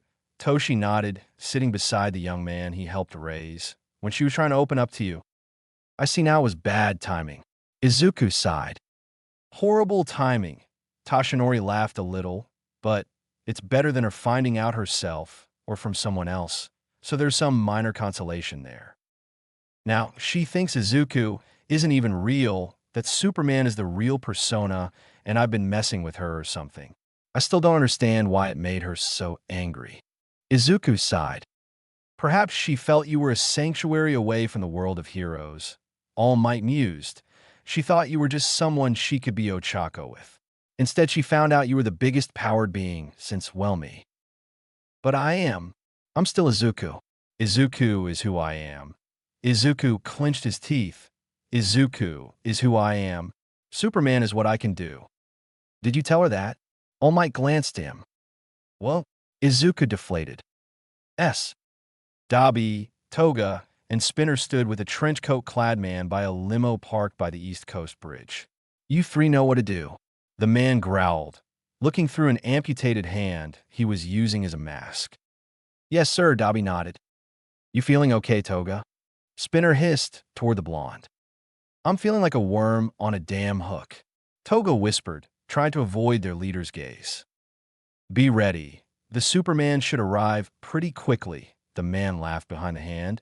Be prepared to act quickly. Sir, the three nodded. Good. He removed the hand as he climbed into the limo. I'll be on my way then. I'll have the next stage prepared for our little game. Good luck, he said as he closed the door. Are you sure it's a good idea to sacrifice the girl?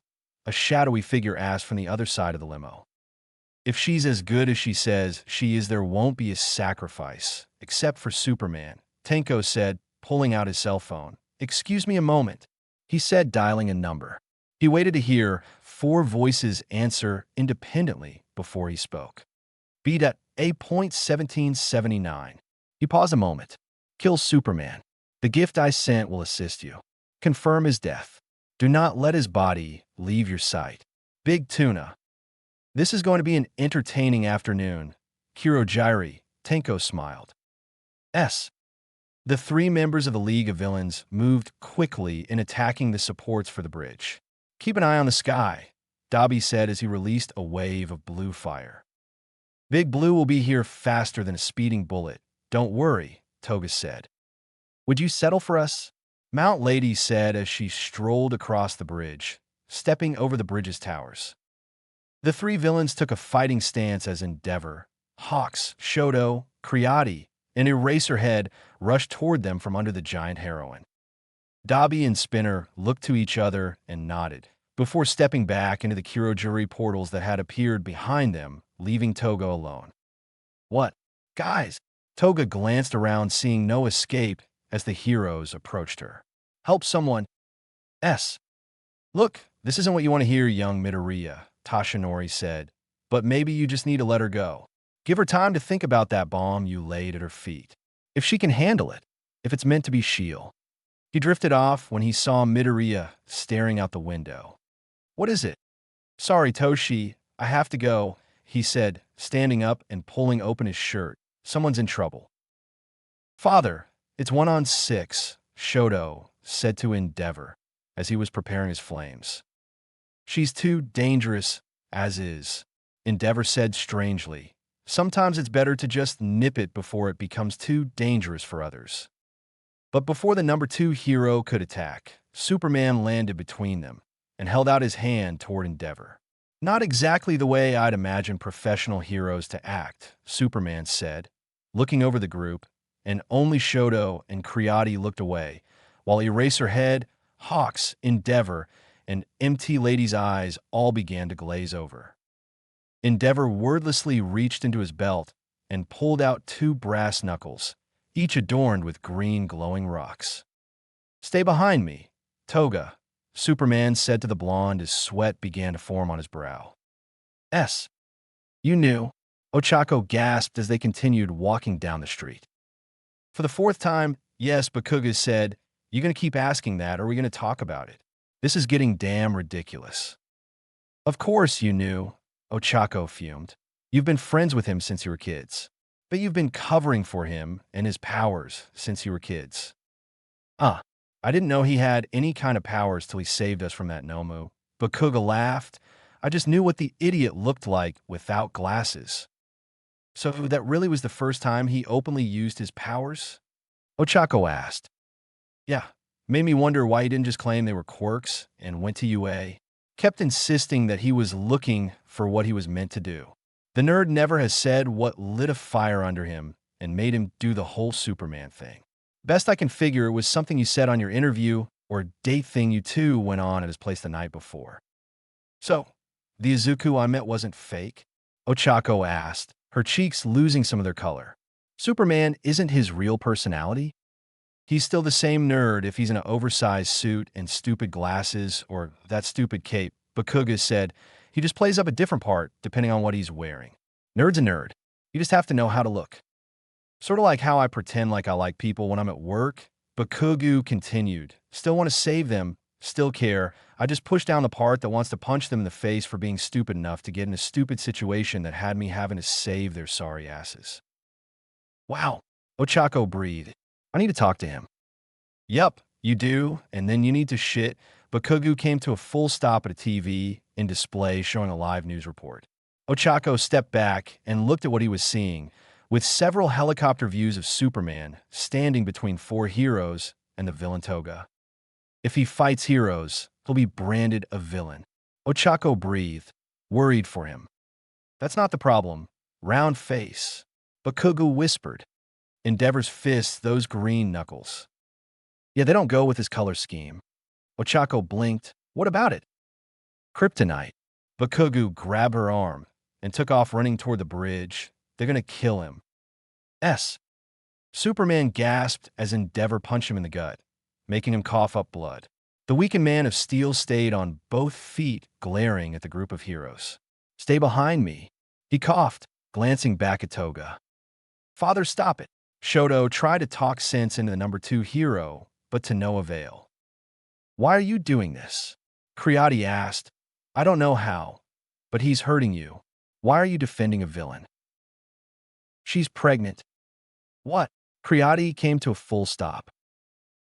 Just figured it out myself not long ago, she said, keeping herself out of range of Endeavor's attacks, and particularly shielding her abdomen. A hero always stands for the innocent, Superman growled, still glaring at Endeavor. You are no hero, D. Endeavor growled, shooting past Shoto and hitting Superman with a barrage of punches, ending with a massive uppercut that sent the hero flying through the air over the edge of the bridge. Where did he where? Where? Endeavor, Hawks, Eraserhead, and MT Lady all yelled, clutching their heads. Father, Shoto asked, taking a step toward the number 2 hero, only to get hit with a powerful backhand, sending him flying into Creati and Toga. Shoto looked up to see the 4 heroes suddenly going on a rage-filled rampage across the bridge, seemingly looking for Superman. Not good. At that same time, Superman was falling backwards toward the water. He was staring upward at the sun, desperately trying to soak in its rays to heal, but knowing it would never happen before he hit the water. Yet as he stared up at the sun, he suddenly could see a silhouette he could only describe as an angel. He reached for her, and he could hear her angelic voice exclaim loudly, "Plus Ultra." His angel touched her own hip before she slapped his symbol on his chest, and they both stopped falling. Oshaku. Superman coughed. Hi, Deco. Uravity smiled as they floated beside each other. I've got you. I'm sorry. He smiled awkwardly. About just springing that and not telling you sooner, and he was silenced when she pressed a finger to his lips. Sure, we'll talk about it later. Ochako smiled and nodded.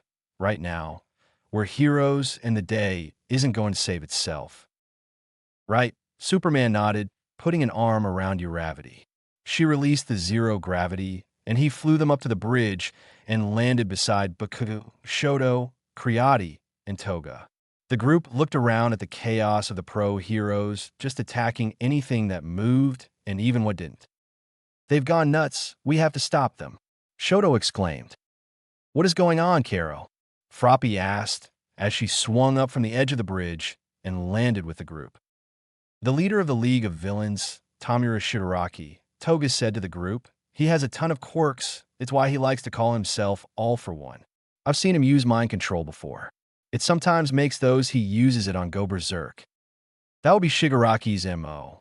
A growling voice spoke, and the group looked up to see a tall man in black mechanical armor with thrusters on the back of his legs run toward them. Do you mind a vigilante helping calm this chaos? Ingenium asked. Ida, Uravity smiled. It's good to see you. She smiled to the armored vigilante. And you as well, Ochako. Ingenium nodded. Fear not, for I am here. All Might landed beside the Man of Steel. I heard what you said, and be it mind control or something else, these four must be stopped before innocent civilians are injured. We'll have to work together, Superman said, glancing at the chaos. He took in the situation. All right, All Might, Shoto, and Lord Explosion, you 3 are our heaviest hitters. Take on Endeavor. Ingenium and Froppy, Groundhawks. Uravity and Creati, find a way to contain Mount Lady. Eraserhead's powers won't affect me. I hope. My powers aren't quirk-related. I'm weakened, but I think I still have enough in me to take him on. And me? Toga asked. Stay safe, Superman and Bakugo said at the same time. Screw all of you, she said, glancing away, and noticing some still wet blood from Superman that landed on the ground. Fine, I'll be a good guy. All Might smiled at Superman, and the hero finally noticed, yeah. I've been looking forward to the day I get to fight by your side. Hero of tomorrow, All Might said proudly, earning a smile back from the battered younger hero. I've looked forward to it too. Symbol of peace, Superman nodded. Let's get to work, son, All Might said, and the group of heroes split to engage their targets. You don't know how long I've wanted to do this, Shoto said, flaring up both sides with ice and flame. Oh, save the daddy issues for Creati's lap.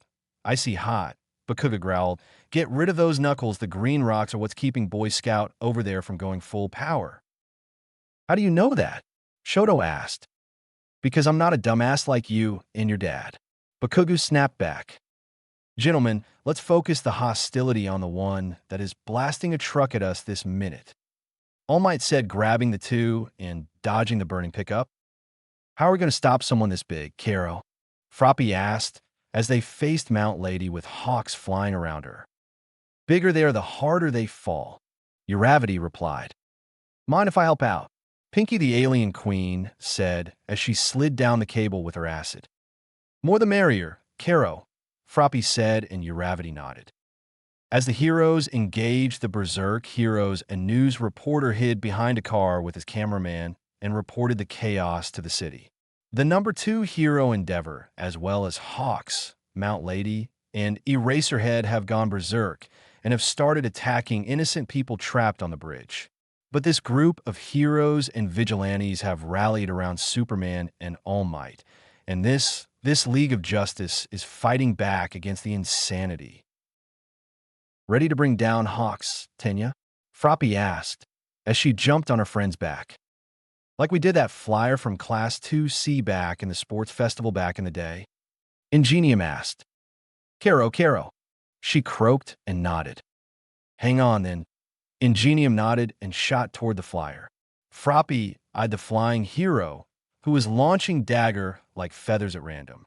Once she was sure they were in range, she launched her tongue at Hawk and wrapped it around his legs. She then tightened her grip on Ingenium and tapped his back. The speedster slid and turned on his heel before activating his quirk, Recipro Turbo. He yelled before flame shot from the thrusters on his leg, and he shot forward, dragging the winged Hawks along by Froppy's tongue. Bouncing along the concrete, try his best to stay in the air. We got to get her off balance, then I can use my gravity on her and take her down, Uravity said, and Pinky and Creati nodded. Leave that to me, Superman said, flying past Bakugu, Shoto, and All Might, slapping Bakugus, but as he flew toward the giant. What the? Bakugu cursed as Superman moved to his back and winked and blew him a kiss, much to the horror of Bakugu and Uravity. What was that? Bakugu shouted, before catching movement out of the corner of his eye, and saw another Superman trying to dodge Eraserhead's scarf attacks. What, oh no? Himiko. Toga Superman laughed maniacally before turning back to Mount Lady and flew with all her might and gave her a hard hit right under the chin. Wasn't enough, Uravity yelled. Not my fault. His blood is weak on power from the rock. Superman Toga said, hovering in the air.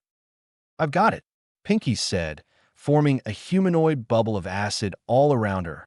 Acid Man, she said, jumping forward and hitting Mount Lady's ankle with a full power acid attack.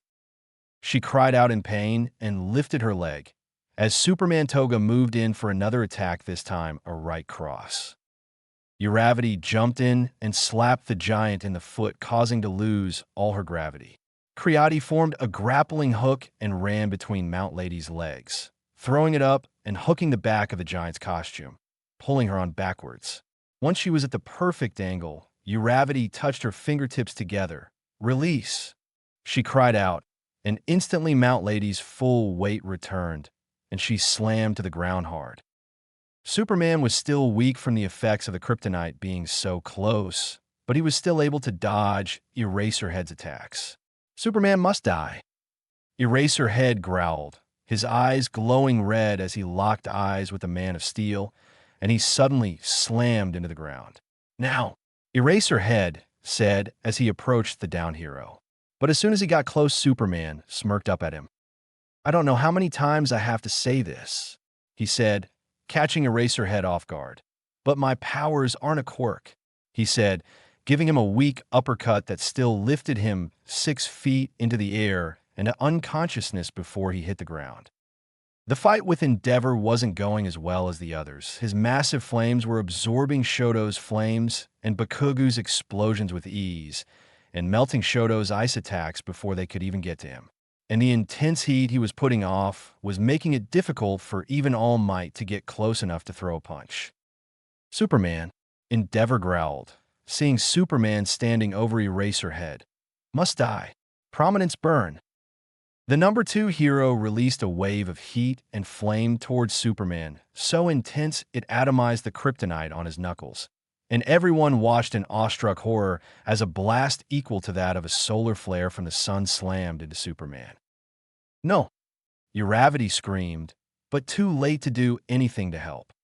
All Might gasped in horror, and they all shielded their eyes from the painful light.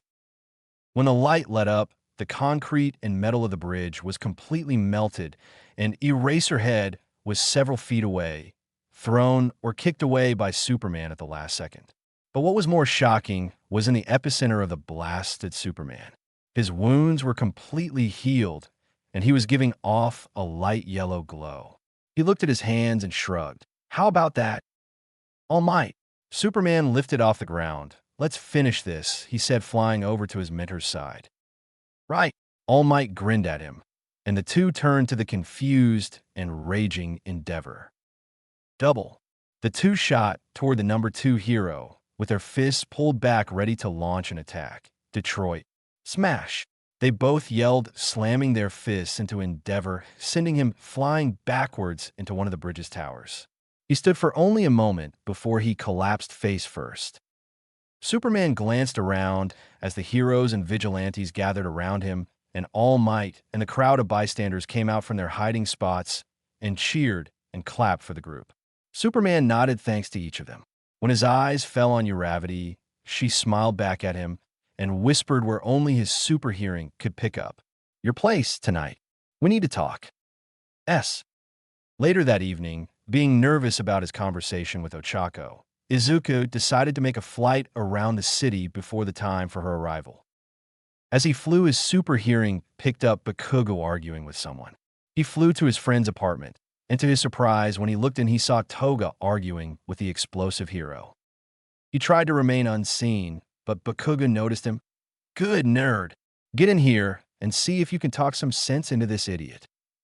Bakugo shouted as he threw open the window. What seems to be the problem? Superman asked. Hideku. Toga smiled sweetly at him. Baku-chan is being unreasonable, as usual. And Psycho here wants to go back to the League of Villains, even after they pulled that shit today. Bakugo stated. Wait, he told you who I was? Superman gawked. No, he called you nerd. He only calls one person nerd. He's really selective with his nicknames, Toga said, winking at the Man of Steel. I guessed. You confirmed. Shit. Superman sighed, sitting down roughly in Bakugo's chair. Hey. Bakugo snapped his fingers at Superman. Watch the language. Don't make me tell your mama. You cuss all the time. Superman looked scandalized.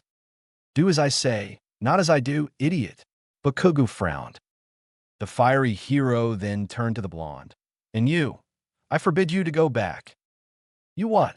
Toga smiled sweetly. I don't think I heard you correctly. Bakugo, as much as I agree she doesn't need to go back, you can't force her not to go back. Superman said, earning a smile from Toga. Not with my baby in your belly, you stupid vampire. Bakugo yelled. Oh, Superman said softly with wide eyes. Bakugo looked at the shocked Toga. Since we're shitting out on secrets tonight, might as well have all of us come clean.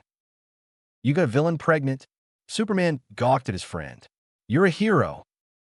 That happens more times than you'd think, actually, Toga shrugged. We at least got married first, damn it. Bakugo shouted.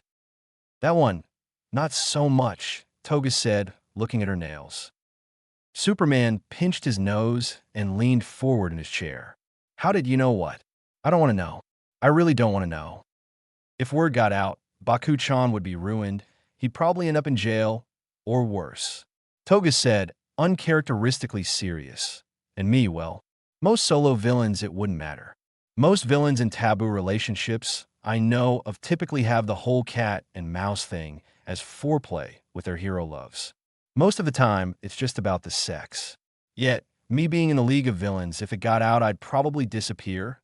If I'm lucky, Toga glanced at Bakugo, and they gave each other a little smile. It was an insane risk with this guy, but I love the asshole. Why do you do things so complicated? Superman asked Bakugu, who just shrugged. Hell if I know. Bakugu sighed. Look, you two need to work it out together, Superman said, glancing to the two. But whatever you decide, I'll do everything I can to help. You've already helped me twice, Toga said, touching her stomach. I appreciate it. My pleasure, Superman nodded, glancing at Bakugu's clock. I have to go. Figures, say hi to Round Face. Bakugu waved him off as Superman went back to the window. Superman just smiled and shook his head before he took to the sky and flew back to his apartment. Izuku said nervously on his couch. He was so focused on calming his rapid heartbeat, his doorbell ringing actually startled him. He put on his glasses and quickly moved to the door. He found Ochako waiting patiently on the other side. She said softly. Hey, Izuku gulped but stepped out of the way of her. Come in. Izuku led her to the couch, and they sat down together. She studied him curiously when he removed his glasses and sat them on his coffee table. That's still so bizarre. Amazing what a thick pair of glasses can do, right? Izuku laughed awkwardly. Right, so I told you I needed time to think. Ochako nodded to herself. I've had time to think. I'm ready to listen. Izuku nodded and went into his story. He explained how All Might and his mother found him, and how she adopted him and they raised him together. How he found out about his heritage, and how he spent so many years just trying to figure out how he was meant to use the abilities he had. All Might's enemy was after me, too. From what he said, All for One, with all his quirks, he may be even too powerful for me to take on. It's why Mamatosh, All Might wanted me to remain hidden for so long. So, what made you decide to go public? Ochako asked. You. Izuku smiled at her, reaching out and taking her hand. I wanted so desperately to help you, to make a difference in the world for you and others like you who feel trapped in the system. I wanted to give you hope. You inspired me to create Superman, to fight back. I wanted to help you. I see, Ochako said, looking at her lap. I feel like I'm old enough and have a handle on my abilities for when All for One comes after me again. Apparently, he's the leader of the League of Villains according to Toga. Izuku said, he's caused so much fear in this world. I wanted to bring some hope to counter that fear as Superman. Superman wasn't who saved me, though. Ochako spoke up when she saw his confused look. Well, he did several times. Physically anyway, but he didn't save me. I was struggling so much, Deku. I had no place to go. There was no one I could turn to. I had no safe place. The weight was so heavy on my shoulders. I couldn't talk to anyone. No one even pretended to really understand. My parents tried, but they didn't get it. I had no one, she said, picking up his glasses and placed them on his face, until I met you. You saved me, Deku, she whispered, before moving in to place a kiss on his lips. They pulled away to look at each other a moment before they closed the gap again and deepened the kiss. They continued for some time, before the sound of Ochako's stomach grumbling caused them to break apart and laugh. Speaking of saving me, Ochako flushed and smiled awkwardly. Got anything to eat? Chapter 7, Fallout. Izuku stretched as he woke the following morning. He reached for his phone and smiled when he saw a text from Ochako wishing him good morning and asking him to be safe. He gave a little laugh before telling her to be safe too. He quickly got up and dressed and headed to the paper. As always, it was wild activity in the bullpen. Kohei snapped his finger at Izuku as he walked in and pointed to the office. You snapped, Chief, Izuku asked as he walked into the meeting. A few special assignments for this weekend's holiday edition, Kohei stated, double-sized anniversary edition. I don't have all I need for the Uraraka setup story yet, sir, Izuku said. Good, I don't want to be shut down for hearsay. Kohei snapped. Midoriya, I want you and Arima to do an interview with Earphone Jack and Chargebolt. You two can team up your music composition and hero analysis to get all the info out of their lives as musicians and heroes, as well as an early review of Earphone Jack's Christmas album. He then pointed to Izuku, but keep your ears open, Midoriya. If something comes up on that insanity with the heroes yesterday, I want you on it like white on rice. Understood. On it. they both said and moved to leave the bullpen. Nice to finally work with you, she said to Izuku. Kaori Arima, I'm driving. Izuku shrugged and followed her to garage to get into her car. The two discussed what they knew about the couple as they made the drive to charge bolt and earphone jacks home. The two reporters walked up to the front door, and Izuku rang the doorbell. Welcome, you must be the reporters? A woman answered wearing a vintage rock sweatshirt and yoga pants. Hello, Mrs. Kaminari, Kaori smiled. Come in, and please call me Jiro. Everyone else still does. Earphone Jack smiled and stepped to the side to let them in. My husband is baking cookies for us. Jiro led them into her living room, and they took seats. I'm Kaori Arima, and this is Izuku Midoriya. Ah, you're the legendary pianist Kozai Arima's daughter. Jiro smiled, then turned to Izuku. And you're Ochako's boyfriend. I see you've kept in touch with your classmates. At least one. Izuku nodded. We went through a lot. Not hard to bond, Jiro nodded, as a blonde-headed man walked in carrying a tray of cookies. Hope you all came hungry, he said, bringing the tray and placing it on the coffee table between them. Denki's cookies are to die for, Jiro said, taking one for herself. We're here to talk about your rise to stardom, how it affects your lives as heroes, and your new Christmas album, Kaori smiled, taking a cookie too. The album is something I've always wanted to do, Jiro said before glancing to Izuku. By the way, Ochako loves anything pink, but she goes nuts over martial arts weapons and purses. Thank you, Izuku scratched the back of his head. So, what's it like to blend music and heroics? Wasn't as hard as you think, or, as I thought at one time, I had a passion for music and for helping people. Jiro took Denki's hand. Someone helped me see I didn't have to decide. I could have both. Which led to your first-year performance. Izuku nodded. Hero too. You know about that performance? Jiro blinked in surprise. I've always been a hero fanboy, and always wanted to come to UA. On top of that, Bakugu and I were kind of friends at the time. I think he wanted to show off, so he invited me to come for the performance, Izuku explained. I still remember how incredible it was. Thank you. I'm pleased you enjoyed it. Jiro smiled. The two reporters continued to talk to the couple about their work as heroes, as well as her work as a musician.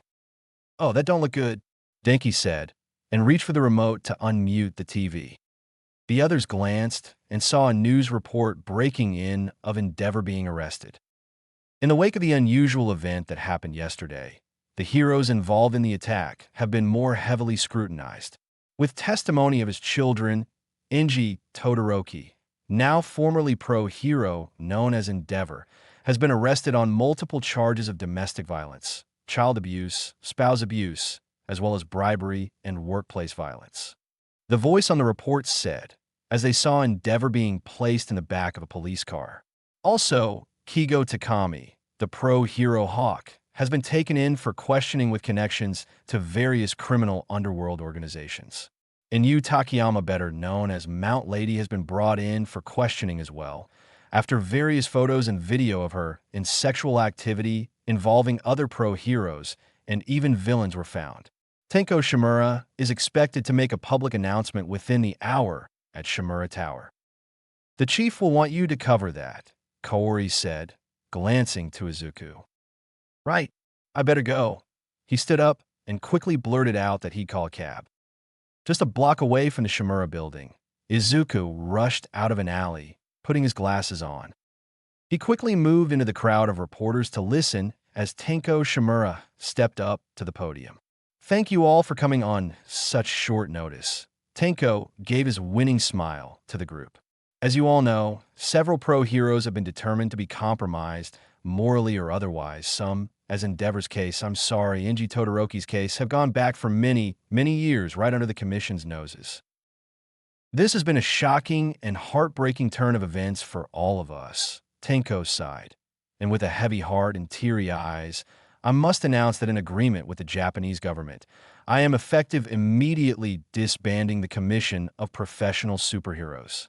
All professional agencies and educational institutions, such as UA High, Shiketsu High, Kitsubutsu Academy, CI Academy, and all others will fall under the control of the Shimura Company.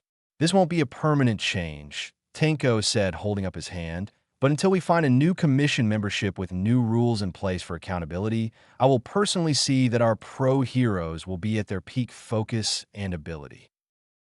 There will be no more questions at this time. I will have another press conference when more information becomes available. Tenko stepped away from the podium. Thank you. He stepped away from the stage toward Eri and pulled a cigar from a bag she was holding for him. He lit it and smiled. I love it when a plan comes together. This was part of your plan? Eri asked. Sped up the timetable, but we've taken control of the heroes as well as the villains, my dear. Tenko smiled at the girl he had saved years ago. And very soon, all of society. He noticed her frown. Don't frown, my dear. In my society, men like Overhaul won't exist. Nothing can stop me now, he stepped past her. Not even Superman. This is bad as it looks, isn't it? Izuku heard Ochako on the other end of his cell phone. I don't trust him. I don't know what his endgame is, but I can tell he's moving toward it, Izuku replied as he moved toward his mom's apartment building. He's called for the agency to meet tomorrow, Ochako said softly. I'm nervous, Tiko. Just answer and get away from him as quick as you can, Izuku said. Remember, you're a hero. I'm a hero, right? All hero. Fearless and all that, Ochako's voice quaked. If I keep saying it between now and then, maybe I'll believe it. Well, I do believe it.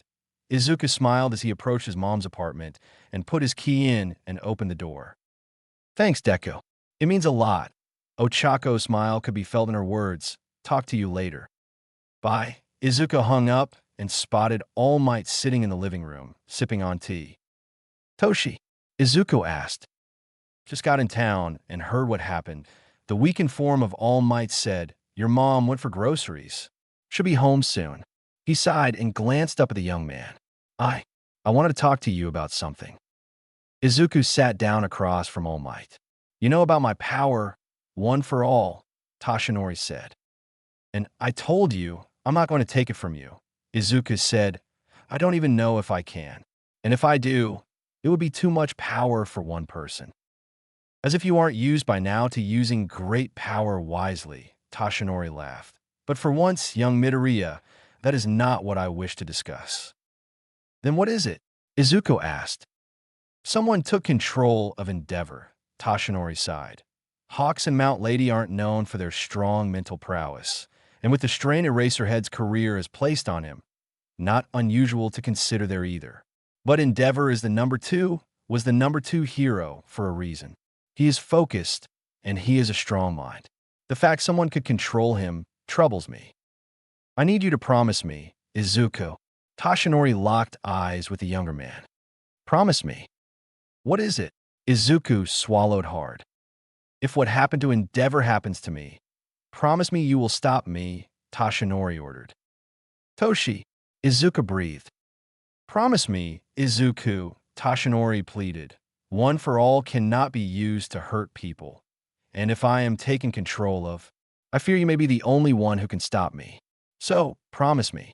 You won't hold back if you must come against me. I promise, Toshi, Izuku smiled, but I know it won't come to that. I hope it doesn't, but I wanted to be sure if it did. Toshinori nodded. The next morning, Izuku walked to his desk at the bullpen, and to his surprise, there was an envelope. He narrowed his eyes at it on his desk, then slid his glasses down on his nose so he could look over the rim. His X-ray vision looked past the paper to see a small recording device. He opened the envelope and went to the closet to see what was on the device. He couldn't believe what he heard. Chapter 8. 'Tis the season. Are you sure you want to do this, Midoriya? Kohei asked carefully, looking over the edge of his glasses at the reporter. Absolutely, sir, Izuku replied. With the holiday break, they were the only two meeting in the office. Kohei sighed, reached under his desk in a hidden drawer, and pulled out a bottle of scotch and 2 glasses. I'm not much of a drinker, sir, Izuku said, holding up his hands. Kohei ignored him and poured 2 glasses and slid one toward him. Humor me. Izuku smiled softly and took the glass and took a swig. You know, Midoriya, This is going to put a target on your back. I know, sir. Izuku nodded. I'll have to make you sign a waiver. Kohei took a swig of his own drink, so your family won't sue for you getting yourself killed. I'm tougher than I look. Izuku pushed his glasses on his nose. Seeing that put on a few tombstones, Kohei snorted, so why?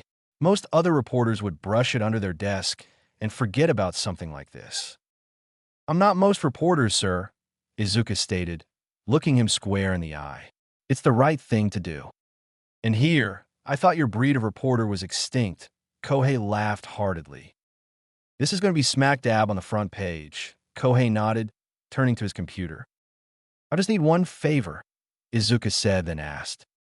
I think we can do that, if you don't mind waiting for about 20 minutes. Kohei nodded, then cracked his knuckles. All right, let's do this shit. Shoto blinked when he and Momo exited his car to find Ochako, Tsu, Mina, Tinya with Mei pushing his wheelchair, Denki and Kyoka, Mizo, Koji, Hanta, Fumikage, Toru, and even Mineta at the entrance. What's this? Shoto asked, looking around his former classmates as Momo slid her hand into his. Moral support, you damn dumbass, Bakugu snapped before getting an elbow from Ochako. We can't go in with you, but we're right here behind you, Shoto, Ochako said, smiling at her old friend. Except me, I'm sticking right there with him, Momo said, clutching his hand tightly. He won't face this alone. Let's get this over with. I have much more enjoyable holiday plans than dealing with this, Shoto said. Shoto and Momo walked with the group into the high-security jail with the others close behind. They made it to the two heavily armed guards who nodded expectantly. We're right here, Kiro, Sue said with a smile as the couple went on into the secure wing. Shoto and Momo were led into a secure room with a desk before a large glass window. The couple sat down, and Momo refused to release his hand from under the desk. A moment later, Shoto's father was led in restraints to the other side and made to sit down before them. Shoto, Endeavor smiled. When are you going to tell them the truth so I can get out of here? The former hero asked. I did tell them the truth, Shoto said. So did the others. That's why you're still locked up. I just want you to know some things. Shoto continued before his father could get past the shock of what he said. We took all of your belongings from the master bedroom and burned it all. Endeavor's eyes widened. Every last bit. We brought in new furniture and got Mom out of the hospital. It's a room now. In your training hall, Shoto glared daggers at his stunned father. I personally destroyed every last bit of equipment you had in there. I'm sure it cost millions. It's all ash. All of it. We're making it into a nursery for your first grandchild.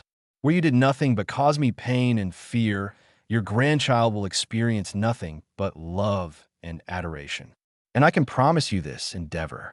This one bit of information will be the only bit of details of your grandchild or any other bits about the rest of your family you will ever receive. You will never see the light of day. Ever. Again. Shoto, Endeavor growled as his son and Momo rose from their seats and turned and walked away. Shoto. As the door stood behind them, they could still hear his screams. I'm proud of you. Momo smiled up at him. Let's get out of here. Shoto smiled, squeezing her hand. They rejoined their friends and left the jail. You're all invited over for Christmas dinner if you'd like. Can call on your families as well. Momo invited the group, and some accepted. What about you, Ochako, Kiro? Sue asked her friend. Oh, I can, I'm sorry. Ochako replied, flushing slightly. My parents and I are going to go spend Christmas with Deku and his family. Oh, sounds like things are getting serious. Mina piped in with a bright smile. Maybe, I don't know. Ochako flush intensified. We're not keeping secrets anymore. Mina green brightened secrets. Do tell. Correction, Ochako gave her a short glare. We're not keeping secrets from each other anymore. Oh, come on, Ochako. Mina begged as the girls gathered. Has he spent the night yet? Ochako glanced at each of the curious faces like a caged animal, then to Bakugu for help. Yeah, Ochako. Bakugu grinned. Has he? She shot him a glare that screamed betrayal. He's been a perfect gentleman. Ochako squeaked, covering her face. How so? Momo asked, joining the group. Igotago. Ochako made a dash for her motorcycle and took off. She's gonna kill you all one of these days, Bakugu snorted. No, she won't. She just needs to get laid. Izuku will take care of that sooner than later, Kiro, Tsu commented, and it was total silence for almost a full minute. She looked up to see every single one of them staring. What? Izuku and Inko busied around the kitchen, preparing their grand feast. Tashinori was the first arrived, and Izuku helped him with the presents he was balancing. The legendary hero seemed surprised that more guests would be coming. Is she prepared? Tashinori asked, and Izuku wasn't sure if he was referring to Inko being prepared to meet Ochako, or Ochako prepared to meet Inko. Too late now. They'll be here any time, Izuku shrugged. Izuku stiffened when the doorbell rang. I got it, he said, and used his own super speed to get to the door before his mother could. Deku, Ochako beamed, giving him a big hug. Hey, Ochako. Izuku smiled, hugging her back. They broke the hug, and Izuku greeted her parents. Come in, come in. He motioned for them into the apartment. This is our old friend Tashinori, and this is my mother, Inko. As he said the name, Inko grabbed Ochako into a bone-crushing hug. Ochako squeaked as her parents chuckled. Oh, I'm so happy to finally meet you, Inko gushed. My baby boy finally bringing a girl home for Christmas. I've looked forward to this for so long. Has he been good to you? Has he kept you happy? He hasn't made you pay for any dates? I did not raise a bum. Mom, Izuku flushed. Introductions continued with her parents, and they made their way to the dinner table. Much to Ochako and Izuku's embarrassment, their relationship was the topic of choice. After dinner, they settled in the living room, and Inko turned on a TV for holiday movie background sounds. Ochako noticed Izuku stiffen up. She glanced at her parents, who were talking with Inko and Toshi. Deku, are you okay? I know that sauce can make your stomach upset, she said, looking him in the eye and glancing from her parents to the restroom. He grabbed his stomach and smiled a thanks and nodded. She smiled as he hurried into the bathroom. Inko looked at her questioningly as a new report came on TV. A high-rise apartment building had caught fire with a half-dozen people trapped inside with no way out. As cameras watched the fire, Superman was seen flying into the blaze. A massive breeze was shown blowing out much of the fire on one side before Superman flew out with all 6 people in his arms. Slowly, he lowered them to the emergency personnel. He glanced over each of them with his X-ray vision and told the emergency workers any injuries or problems that they'd need to know about. And finally, Superman flew back up to the blaze and blew it out with his super breath before flying off. Inko and Ochako watched the action with pride before they finally caught each other's eye. The two women glanced at each other, and a knowing look and smile shared between them. Sorry about that, Izuku said as he came out of the bathroom. Finally, gifts were exchanged. Tashinori rolled his eyes as Izuku opened his gift from his mother. A rare, all-might figurine. Ochako's parents and Inko noted how Ochako smiled brightly and listened to Izuku muttering random info on this particular figure's costume and pose. After everything was exchanged, Izuku stood up. I have one more thing, he said, moving to his room and bringing back a wrap box. This is for you 3, he said, handing it to the Uraraka family. What's this? Mr. Uraraka asked. You've already done more than enough for us, Izuku, Mrs. Uraraka said. Just open it, Izuku smiled, sitting down across from them as Ochako joined her parents. They opened the box and found a single newspaper. It's a preview of Monday's edition, Izuku clarified. Ochako and her parents began to cry. Inko and Tashinori looked at Izuku in confusion before Mr. Uraraka began to read the headline. Construction company set up in an overreaching plot, he read with a trembling voice. Shimura International has been revealed to have been behind the accident. It was all proven to be yet another step in a long-term work to gain more control of not only the heroic agencies, but also villain and criminal groups worldwide. This plan is formally foiled with the help of an inside source and Superman himself. "Oh, Izuku," Ochako gasped, throwing herself at her boyfriend. "It's going to be over soon, Ochako," Izuku said, hugging her. "It's going to be over soon." Chapter 9, All for One Part 1. Take my breath away. Early the next Monday morning, Izuku Midoriya sat in the far corner booth of the coffee shop he had first met Ochako in what felt like a lifetime ago. He sipped on his steaming beverage while looking at his phone. Tashinori hadn't responded to any of his texts and hadn't answered any calls. He had already talked some about this operation yesterday, and he was going to help.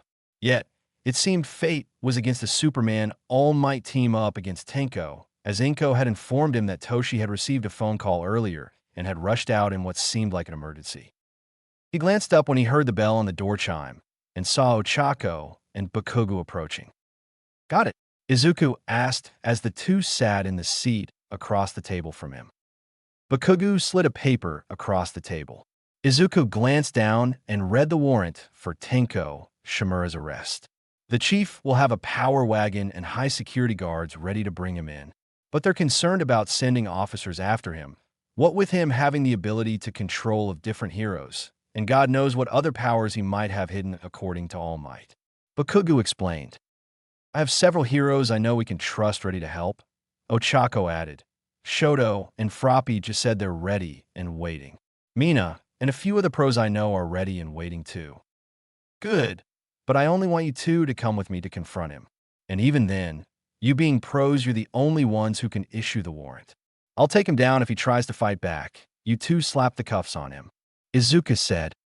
"You really think we'll just sit back and watch you fight?" Bakugo snorted. "Don't be a dumbass." "Yeah, I know." Izuku smiled. "Just don't get yourselves hurt." Ochako glanced out the window at the dark storm clouds. "Are you sure this is a good idea?" she asked. "Without the sun, if he has any more of that rock, or somehow manages to hurt you." "I'll be fine, Ochako." Izuku smiled and took her hand, giving it a light squeeze. "I went up and got a full charge before I came and met you. Can we go take down this bad guy already? Then you two can have all the lovey-dovey bullshit you want," Bakugo groaned. "Last question," Ochako mentioned. "So are we going to have to fight through the guards and any villains he has stationed?" "No, my source is going to give us a straight path to the penthouse office." Izuku nodded as the three stood up. "Your source?" Bakugo raised an eyebrow.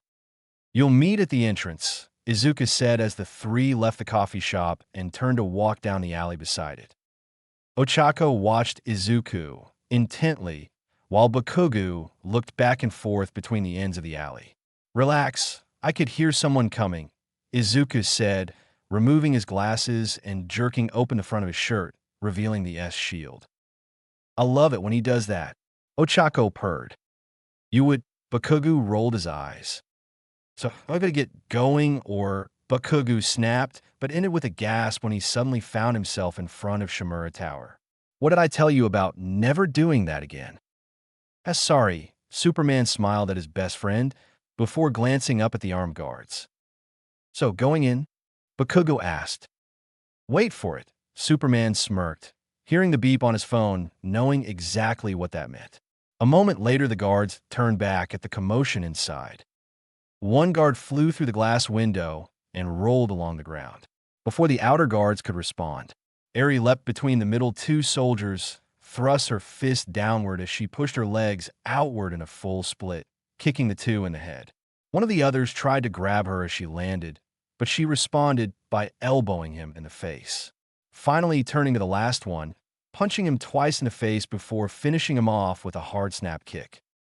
Once the guards were down, she turned to the trio in a fighting stance, but relaxed when she realized who they were. She smiled shyly. "Mr. Izuku said you'd be coming," Eri said as the three approached. Even with the guards and cameras disabled, he still won't be easy to defeat. He hadn't taken control of the country's villains by talking the talk. "We'll be careful. Thank you for your help," Superman held out a hand, and she took in a handshake. What are you going to do now? Go to the police, tell them everything I can, Ari replied. After that, who knows? Time will tell. Good luck, Ari, Superman smiled at her. Thank you, and tell Mr. Izuku, she said, stopping as they walked back. Tell him I said thank you for everything. Ari walked away as the three entered the building. She had told them the truth. The path to the elevator was completely clear. And once they entered, Ochako pressed the button for the penthouse office. She whistled softly along with the elevator music as the three stood and waited for it to reach the destination. I gotta ask, have you two actually, done it? Bakugu finally broke the silence. Excuse me. Superman blanched as Ochako turned crimson. I'm just curious on how.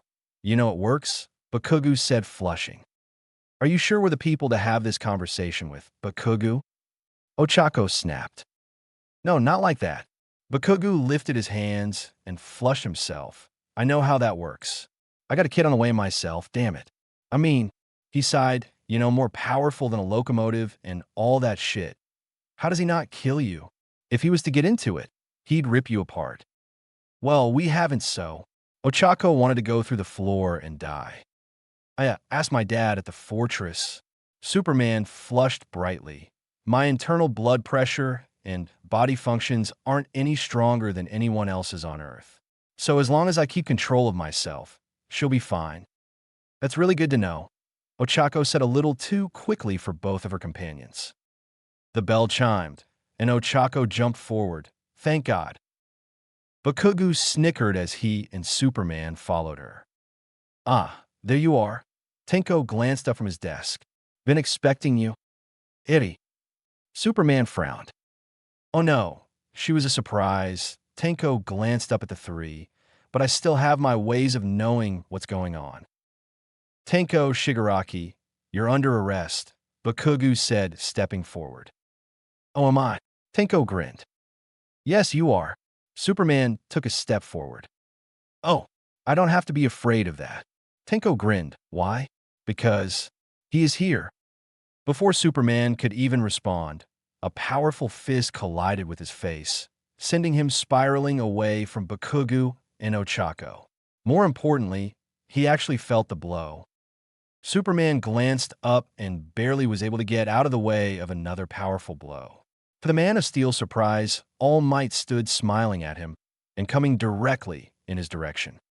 All Might, Superman cried out, dodging another attack. Before Bakugu and Ochako could go to his aid, All Might tackled Superman out of the window into the roaring storm. Want to watch the show? Tenko smiled at the group, pressing a button and turning the monitors to show the two facing off. Popcorn? Soda? I don't want to fight you, Superman said, hovering a short way away from him on the neighboring rooftop. You don't have a choice, Midoriya. All Might growled. You knew. Superman smiled softly as the rain washed down his face. You knew. That's why you made me make that promise. All Might simply smiled brighter. Okay, let's do this, Superman said, throwing a punch that hit All Might's fist. The combined impacts destroyed every window for a mile. Fist met fist again and again in powerful strikes. Finally, Superman got one through, and it turned All Might's head. The smile was gone only long enough for him to spit out the tooth before he smiled again. I have to admit, Superman said, I always wondered how my powers measured up to yours. Superman shot forward toward the number one hero as he reared back his fist. Detroit, All Might growled out. Smash, All Might yelled as he connected right in Superman's face, sending him flying backwards. You have to be running low on gas soon. How many hours have you held out that form while in his office? Superman said, staring at him, noticing his body beginning to steam. Does he know there's a limit? The grin he gave him told him, you've always been strong, not just in your muscles, Tashinori. United, All Might said, as he and Superman both pulled back their fists. States, Superman echoed as they shot toward each other. Of smash, the two powerhouses yelled at the same time and threw their attacks, causing a blinding explosion that wiped out the monitors in the office. Superman laid, gasping for breath on his back, the rain hitting him in the face. He was struggling to catch his breath. It was a new sensation for him. He lifted his head when he heard laughter. Across from him was Tashinori in his weak form, his soaked, now oversized uniform hung on his skinny form as he struggled to get up. That was the best fight I've had in years. Tashinori laughed. Thank you, Izuku. For knocking a tooth out or breaking the mind control? Superman asked, sitting up. Yes, Tashinori answered after a moment. Superman pulled himself to his feet and, after a moment, flashed Tashinori to his mother's couch. Rest while we finish this. Be careful. He may have other tricks up his sleeve. I found out while I was under his throw that he has my old enemy's quirk, all for one on top of his natural one. He's dangerous. His quirk is as powerful as mine. In fact, the original user of his quirk used it to create mine. The one you've been trying to give me for years? Izuku asked. Yes, Tashinori nodded. An advantage is he likes to rant and monologue. He likes to hear his own voice. Might be able to use that to your advantage. But be careful. He shouldn't be able to steal your powers since they're not quirks. But do you want to risk it? He sat back on the couch. I've been wanting to tell you for some time, but he had put a block preventing me from saying anything to anyone. The two looked up as Inko came in, looking worried. Take care of him, Mom, Superman said, going back to the window. I've got work to do. Superman flew back to the office and found Bakugo and Ochako still glaring down Tenko at his desk. We've been waiting for you, Tenko said, kicking back and putting his feet on his desk. He hasn't moved, and we were waiting to find out what happened. Bakugo said, All Might. He's fine, Superman nodded. And you, are you ready to surrender? May I ask, why would I want to do that, Deku? Tenko smiled, pulling out a hand from his desk and placing it on his face. What did you call me? All three stared in shock at the villain. Deku, it's your name, right? Tenko laughed. How about a little music? Do you like the old band, Berlin? He said, pulling up a song and playing it. Always like this one. He said as Take My Breath Away began to play over the surround sound. It's interesting, isn't it? Mind control. It has so many facets. You can either straight up change a person's mentality, you can control them like a robot, or you can make them sleeper agents with specific keywords or things to make them do what you want. Interesting, isn't it? He said as Bakugo and Superman glared, and Ochako began to blink rapidly. Once the song reached the chorus, Ochako pulled something from her armored gauntlet that caused Superman to flinch. She slapped Bakugo, causing him to start floating and cursing. Before Superman could respond, she buried a kryptonite dagger into his ribs. Chapter 10, All for One Part 2, The Heroes of Tomorrow. Roundface? What the hell? Bakugo screamed as he bounced lightly on the roof of the office. Superman struggled to stay on his feet as raw pain radiated intensely from his side, and it burned to even breath. He coughed into his hand and blinked when he saw not only blood in his palm, but his veins and arteries turning green, glowing through his skin. Ooh, Ochako, he wheezed out as he looked at her stony face and eyes that glared with hatred. He put a hand on the desk to keep himself from falling as she walked away from him. She sashayed around the desk to Tenko, who put an arm around her shoulder, and she rested her head on his shoulder and stared hatefully at Superman. You know what the most beautiful pain is, Deku? Tenko smiled. Betrayal by the one who you love the most. You're a monster. Superman managed to get out, not able to keep off his knees. Yeah, proud of it too. Oh, I take it back. There's a pain greater than that. It's so much more beautiful and fun to watch, Tenko said, stroking Ochako's face, knowing you hurt someone you love. I did a special little number on this pretty little thing specific for this little meeting all together. See, she has no idea she's been calling me and giving me all sorts of interesting information on you, Deku. Tenko laughed. Such a pathetic name, I don't get why she likes it. But anyway, while she had no knowledge of our past meetings and phone conversations, or the fact she planted the bombs in her own father's equipment. But right now, this very second, she is fully conscious, hearing and seeing everything. but she's trapped like a puppet on a string. Now how long do I want to torture her, too? I wonder. He asked, hugging her lovingly. Should I allow her to cuddle up in my lap and watch you die? Sounds like a fun show. Don't you agree, Deku? But it's not as good, seeing as she has no control of even her facial features or external emotional responses. Not even shedding a tear, even though I bet she's screaming in her mind. Should I let her go? What do you say, Deku? All right, Deku, let's see her pain, too, he said, snapping his fingers in her face. She instantly swung, hitting him right in the face.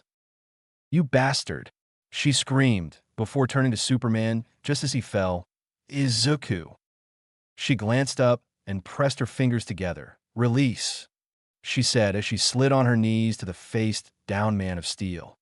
Izuku, Izuku, she cried, rolling him over into her lap.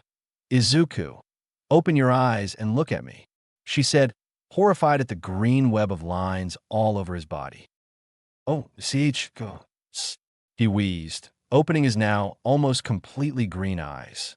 Sorry, got you into this, he forced out as Bakugo hit the ground. Tinko got up, rubbing his jaw. I agree, I kind of deserve that one. But the two heroes ignored him as Bakugo grabbed their badly injured friend.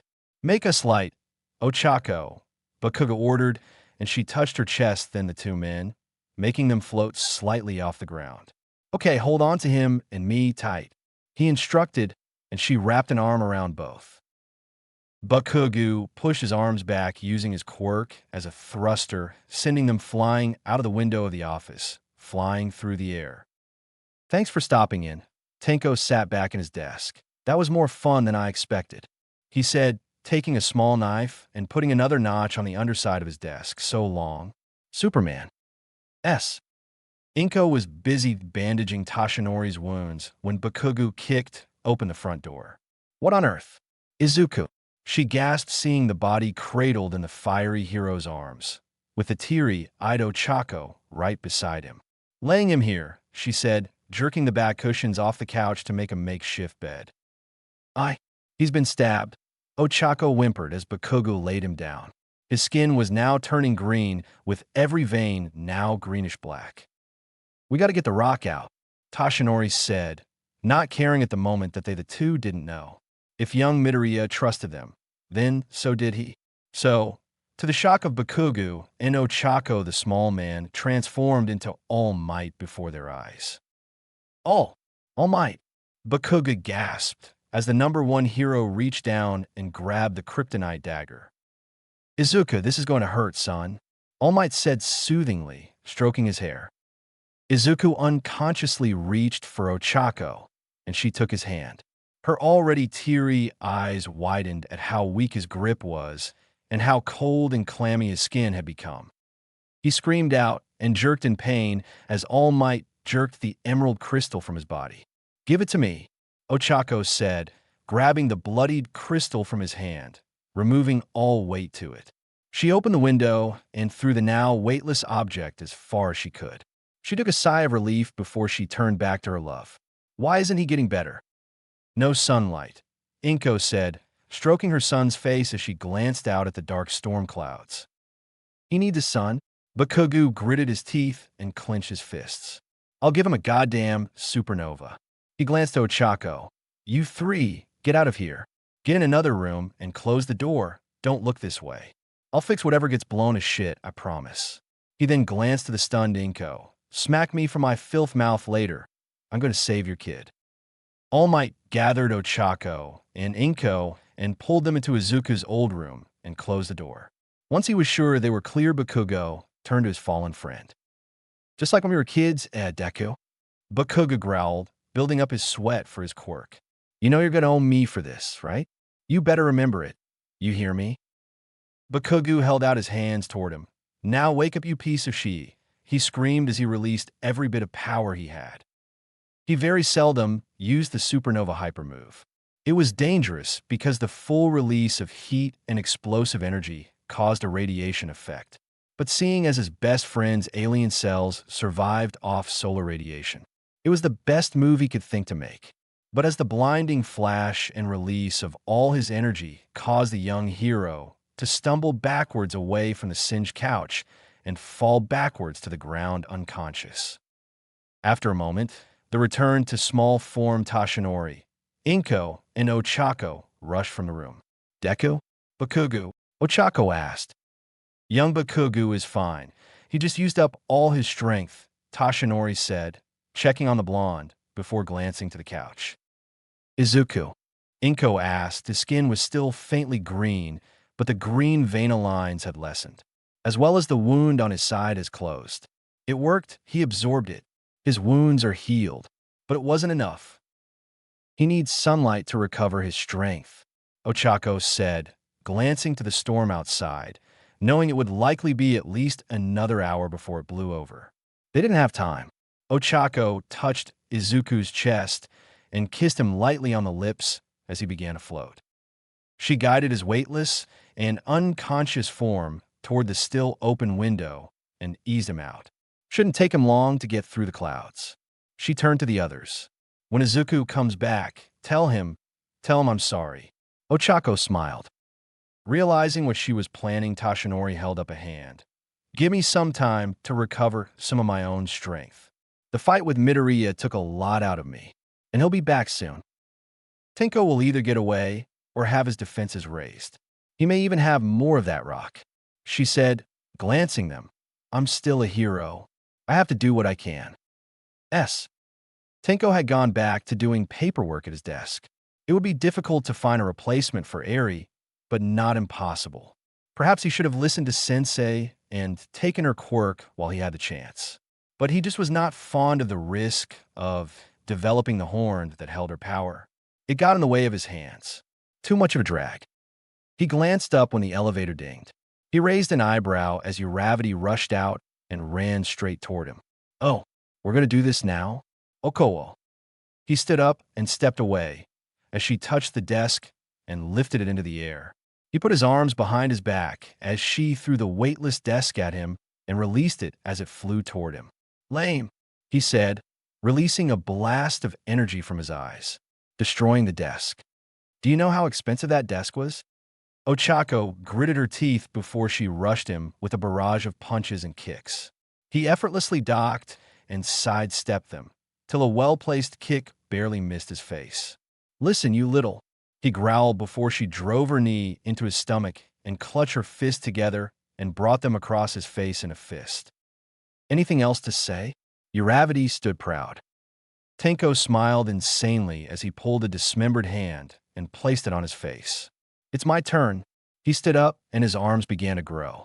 Air cannon, spring-like limbs, kinetic booster, strength enhancer, rivet stab, impact recoil, multiplier, hypertrophy, rivet, spear-like bones, electropulse, hardening plus, muscle augmentation, absorption, and release. He named off each quirk he activated in his arms as they bulked up mysteriously with spikes, protruding bones, hardened skin, and claw-like fingers with electricity running up and down.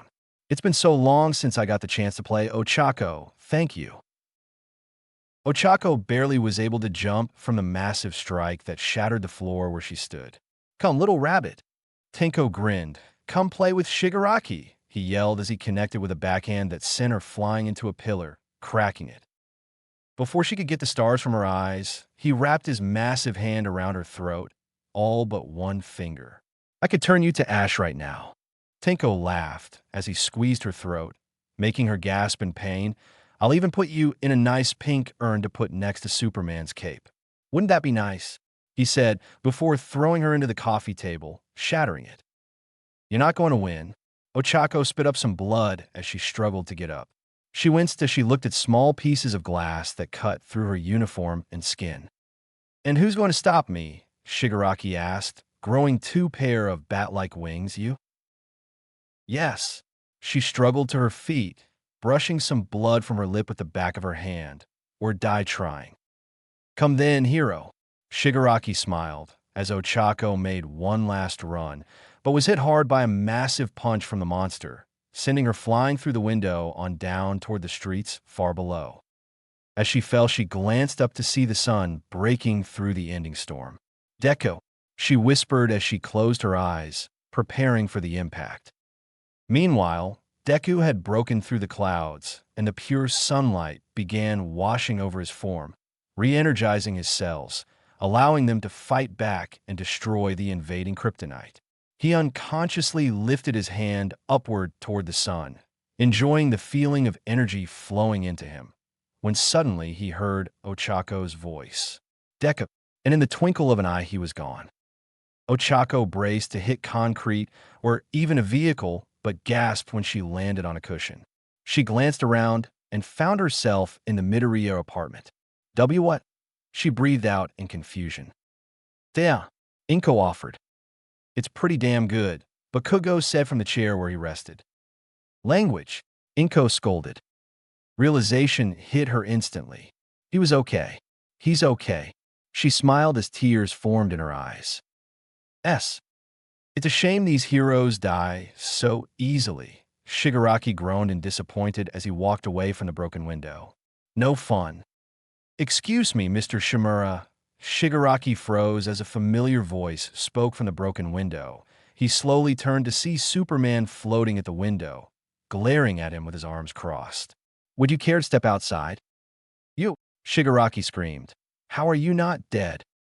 It'll take more than a dirty trick from a weak little man like you to stop me, Superman smirked. You have a lot of quirks. Let's see how you measure up. Shigaraki growled and took flight, diving toward the Man of Steel, but hit nothing but air.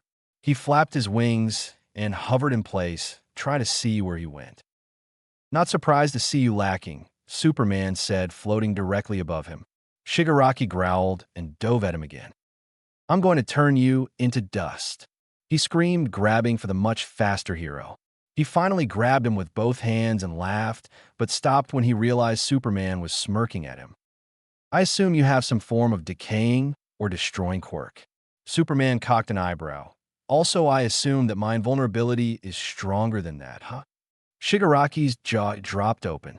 My turn, Superman said, rearing back a fist and punching him with a fraction of his power, sending him spinning wildly through the sky.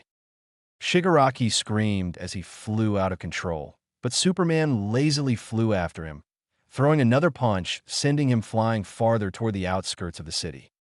The hand fell off his face on the impact of the ground, and the villain slowly climbed back to his feet. Kill you. Not today, Tenko Shimura, Superman said, landing before him, his hands resting on his hips. My name is Tamura Shigaraki. Shigaraki screamed at the top of his lungs. I'm going to kill you. Then your little friends. Then any heroes that won't submit to me. Then anyone else. I am a god. Do you hear me? I did Tamura Shigaraki, was it? Superman smiled, then pointed to the side, and so did they. Shigaraki slowly turned to see that Superman had guided the fight to a news station, and several cameras and reporters were watching his every move. So are you going to surrender, or? Superman raised an eyebrow. Shigaraki screamed as he dove for Superman again, but was met with a fist that knocked him completely out. The next day, the headline was Tenko Shimura was locked away, and the board of directors had named Eri Chisaki the new CEO of the company. Izuku smiled as he looked at the headline. Thanks for everything, Mr. Midoriya. Izuku looked up from his desk to see Eri walking toward him. My pleasure, Izuku smiled. I figured it out, by the way. Eri grinned at her friend. Figure what out? Izuku glanced around to make sure no one was paying attention. I know who you are. Eri made a little S with her finger. I won't tell anyone. Don't worry, but my old boss. He said he wasn't saying anything either. Izuku sighed. He said it won't be useful if everyone knew. He said with a shrug. Beat him once. If he shows up again, you can beat him again. Eri nodded. And I've got control of his company and his money. So he doesn't have that edge anymore. Right? Izuku nodded, still a little concerned. So tell me. Eri glanced back at him as she started to leave him to his work.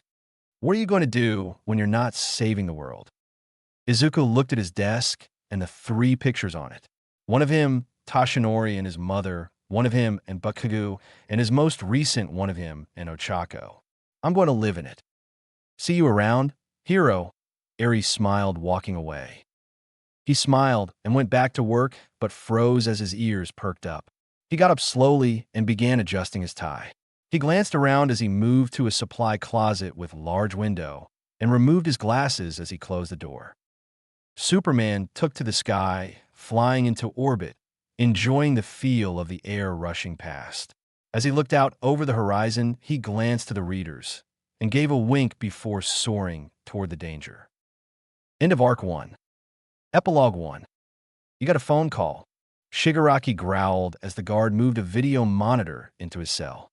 Leave you for your privacy, he said, turning and walking back out. A moment later, a shadowing figure appeared on screen. Sensei, Shigaraki squeaked. You failed, the figure growled. Sensei, please, just give me another chance, Shigaraki begged. One, the figure growled, one chance.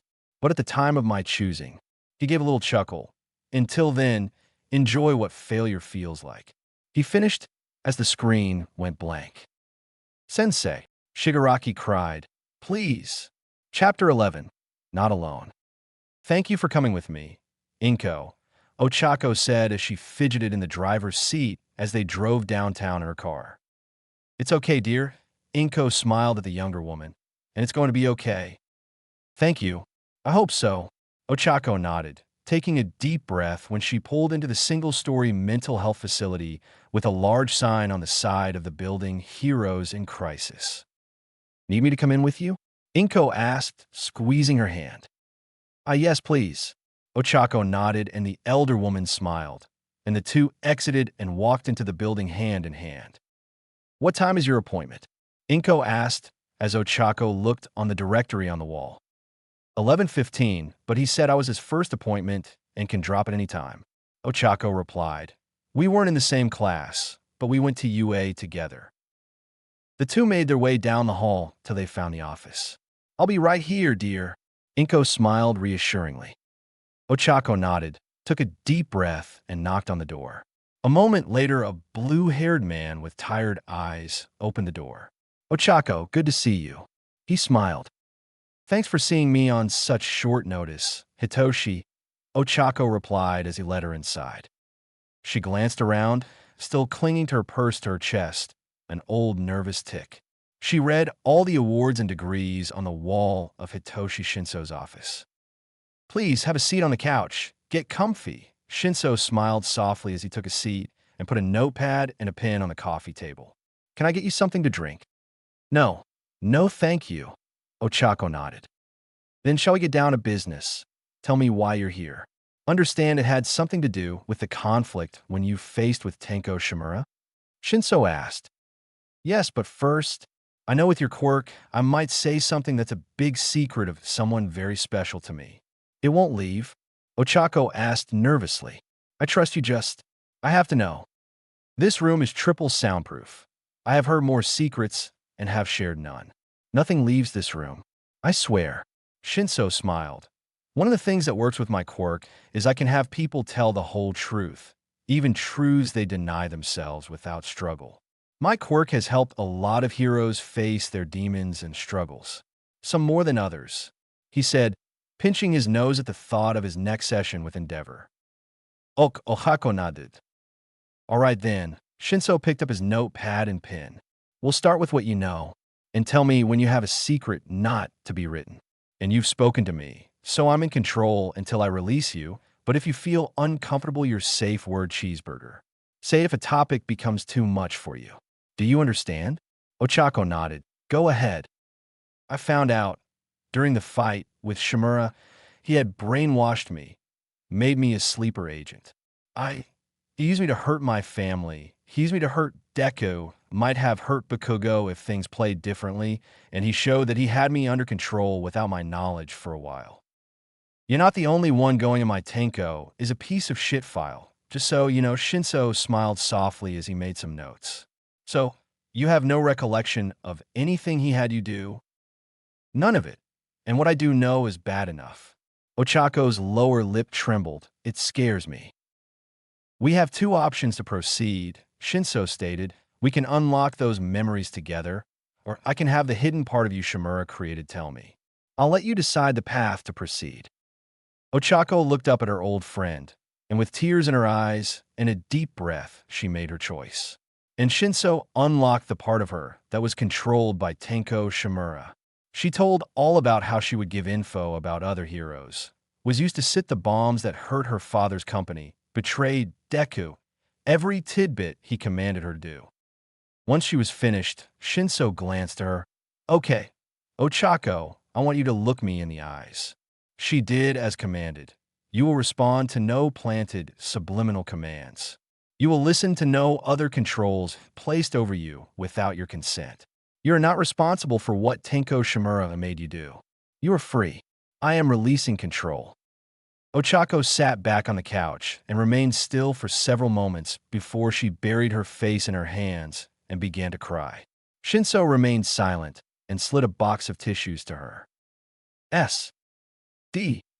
Bakugo screamed as he literally dove into a terrorist camp off the coast of a small, supposedly abandoned island between Japan and China.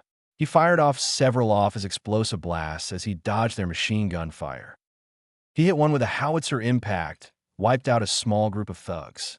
He was about to take out the one he heard coming up behind him when the thug fell flat on his face with 4 daggers in his back. What the hell are you doing?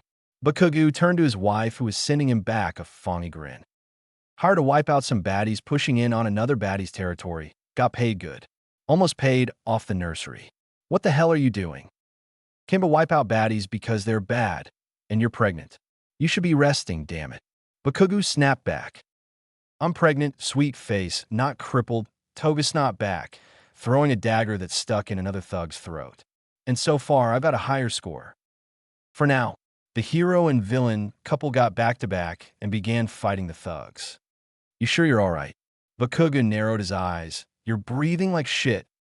Cause you stink, honey. Toga piped back, but couldn't hide the fact she had to shake her head. I took a bath last night. Thank you very... Himiko. Bakugo screamed as his wife collapsed against his back. He spun quickly and caught her. Her skin was hot to the touch. Shit. I told you, damn it, he said, cradling her in his arms and making a mad dash back to his speedboat, with guns firing behind him. Hang on, baby, I've got you. He jumped the boat and laid her on the floor to be safe from fire before he started the engine and pushed it back toward Japan. Hang on, he kept repeating. He got far from the island, but his eyes widened when the engines started to fail. What the hell? No. He ran back to the engines, and panic began to rise when he saw bullet holes in the engine block. Oh, no. He ran back to Toga and got down beside her. Himiko, he asked, but she only groaned. He was stuck in the middle of the ocean with terrorists behind him and no hope in front of him. Hope. That's it. If it was any other situation, he would have hated himself for this. But this was an emergency. Izuku, miles away at his desk, Izuku Midoriya was anxiously waiting word from his mom and girlfriend when he heard his friend's desperate cry. He glanced around, and a moment later, he disappeared with his glasses falling on a desk.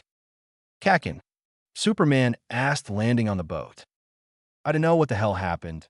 She wasn't supposed to be doing shit, but she was doing shit, and then she fell, and she's shitting hot, and we're stuck, and I don't know what to do, Bakugo said, gripping her hand with tears forming in his eyes. I'll get her to the hospital, Superman said, going to one knee beside them. No hospital, Toga groaned in her fever. Fine, the fortress then, Superman said, scooping Toga up his arm. Hold on to me, we're going to do the thing you hate. Do it, Bakugo said, wrapping his arms around his friend and wife. A flash later, they were in the Fortress of Solitude, with Bakugo trying to steady himself. Superman made no hesitation, called one of the fortress androids, and placed Toga on a comfortable bed that raised as the fortress detected their needs. We will begin running a diagnostic on the pregnant human female. It will take a few hours, but early analysis shows she and child are stable. The android responded as scanners lowered from the crystal-like ceiling. Has anything like this happened before? Superman asked his friend. Not while I've been around, Deku. And if it has when I'm not, she hasn't said a damn word. Bakugo said, trembling by the bedside. "You okay?" Superman asked, stepping up to his friend who was staring at the blonde who seemed to be fitfully resting. "Yeah, just cold, and the flight made my eyes water, so," he said, rubbing his face. Superman felt his phone buzz from the pocket on his cape. "Ochako and Mom are back. You want to fly you back, or—" "I'm not leaving her, Bakuga said, not taking his eyes off Toga. "What I expected. I'll be back soon," Superman smiled before taking flight. Izuku walked into his mother's living room adjusting his glasses, finding Ochako and Inko sharing a pot of tea. "So," Izuku asked, and Ochako ran to him, giving him a big hug. "Shinso helped me," Ochako sniffled. "Tenko told the truth. It was me who set the explosives for him. He used me to spy on other heroes too, including you." Ochako glanced away. "He didn't use you in any other way, right?" Izuku whispered, fearing the answer as it was something she had voiced her concerns about before setting her appointment. "No, he never touched me. Thank God," Ochako replied, and he released a breath he was holding. Izuku had made a vow to never use his powers to take a life unless absolutely necessary, and he was worried had that taken place, he would have had to break that vow. "Do you have any more of that tea, Mom?" Izuku asked. "I do. Want me to bring you a cup, honey?" Inko replied from the kitchen. "No, I'll come and get it," he said quickly. "Be right back, Ochako." Ochako nodded and continued to fight the guilt at what all she was made to do. Even if she knew it wasn't her fault, she still was struggling. "Stop stressing, sweetie," Inko replied, walking in and rubbing her ring finger absent-mindedly, then sat down in the chair. "It wasn't your fault. Now you can get on with your lives and let that madman rot in jail." "Yeah, it's finally really over," Ochako said, as Izuku came back and gave her a big hug. "Ochako, there's something else I want to talk about," Izuku said, and his mom sat forward in her chair. "Deku?" Ochako asked curiously. "This may be a bit sudden, but after everything we've been through, Izuku said, before mentally hearing Bakugu's advice of just go for it. He dropped to one knee just as his mother's TV made an incredibly loud noise and came on by itself, grabbing Ochako's attention away from him. The three looked at the TV, and Izuku could hear the same sound coming from all over the world as every TV and monitor came alive, showing the same message in every local dialect.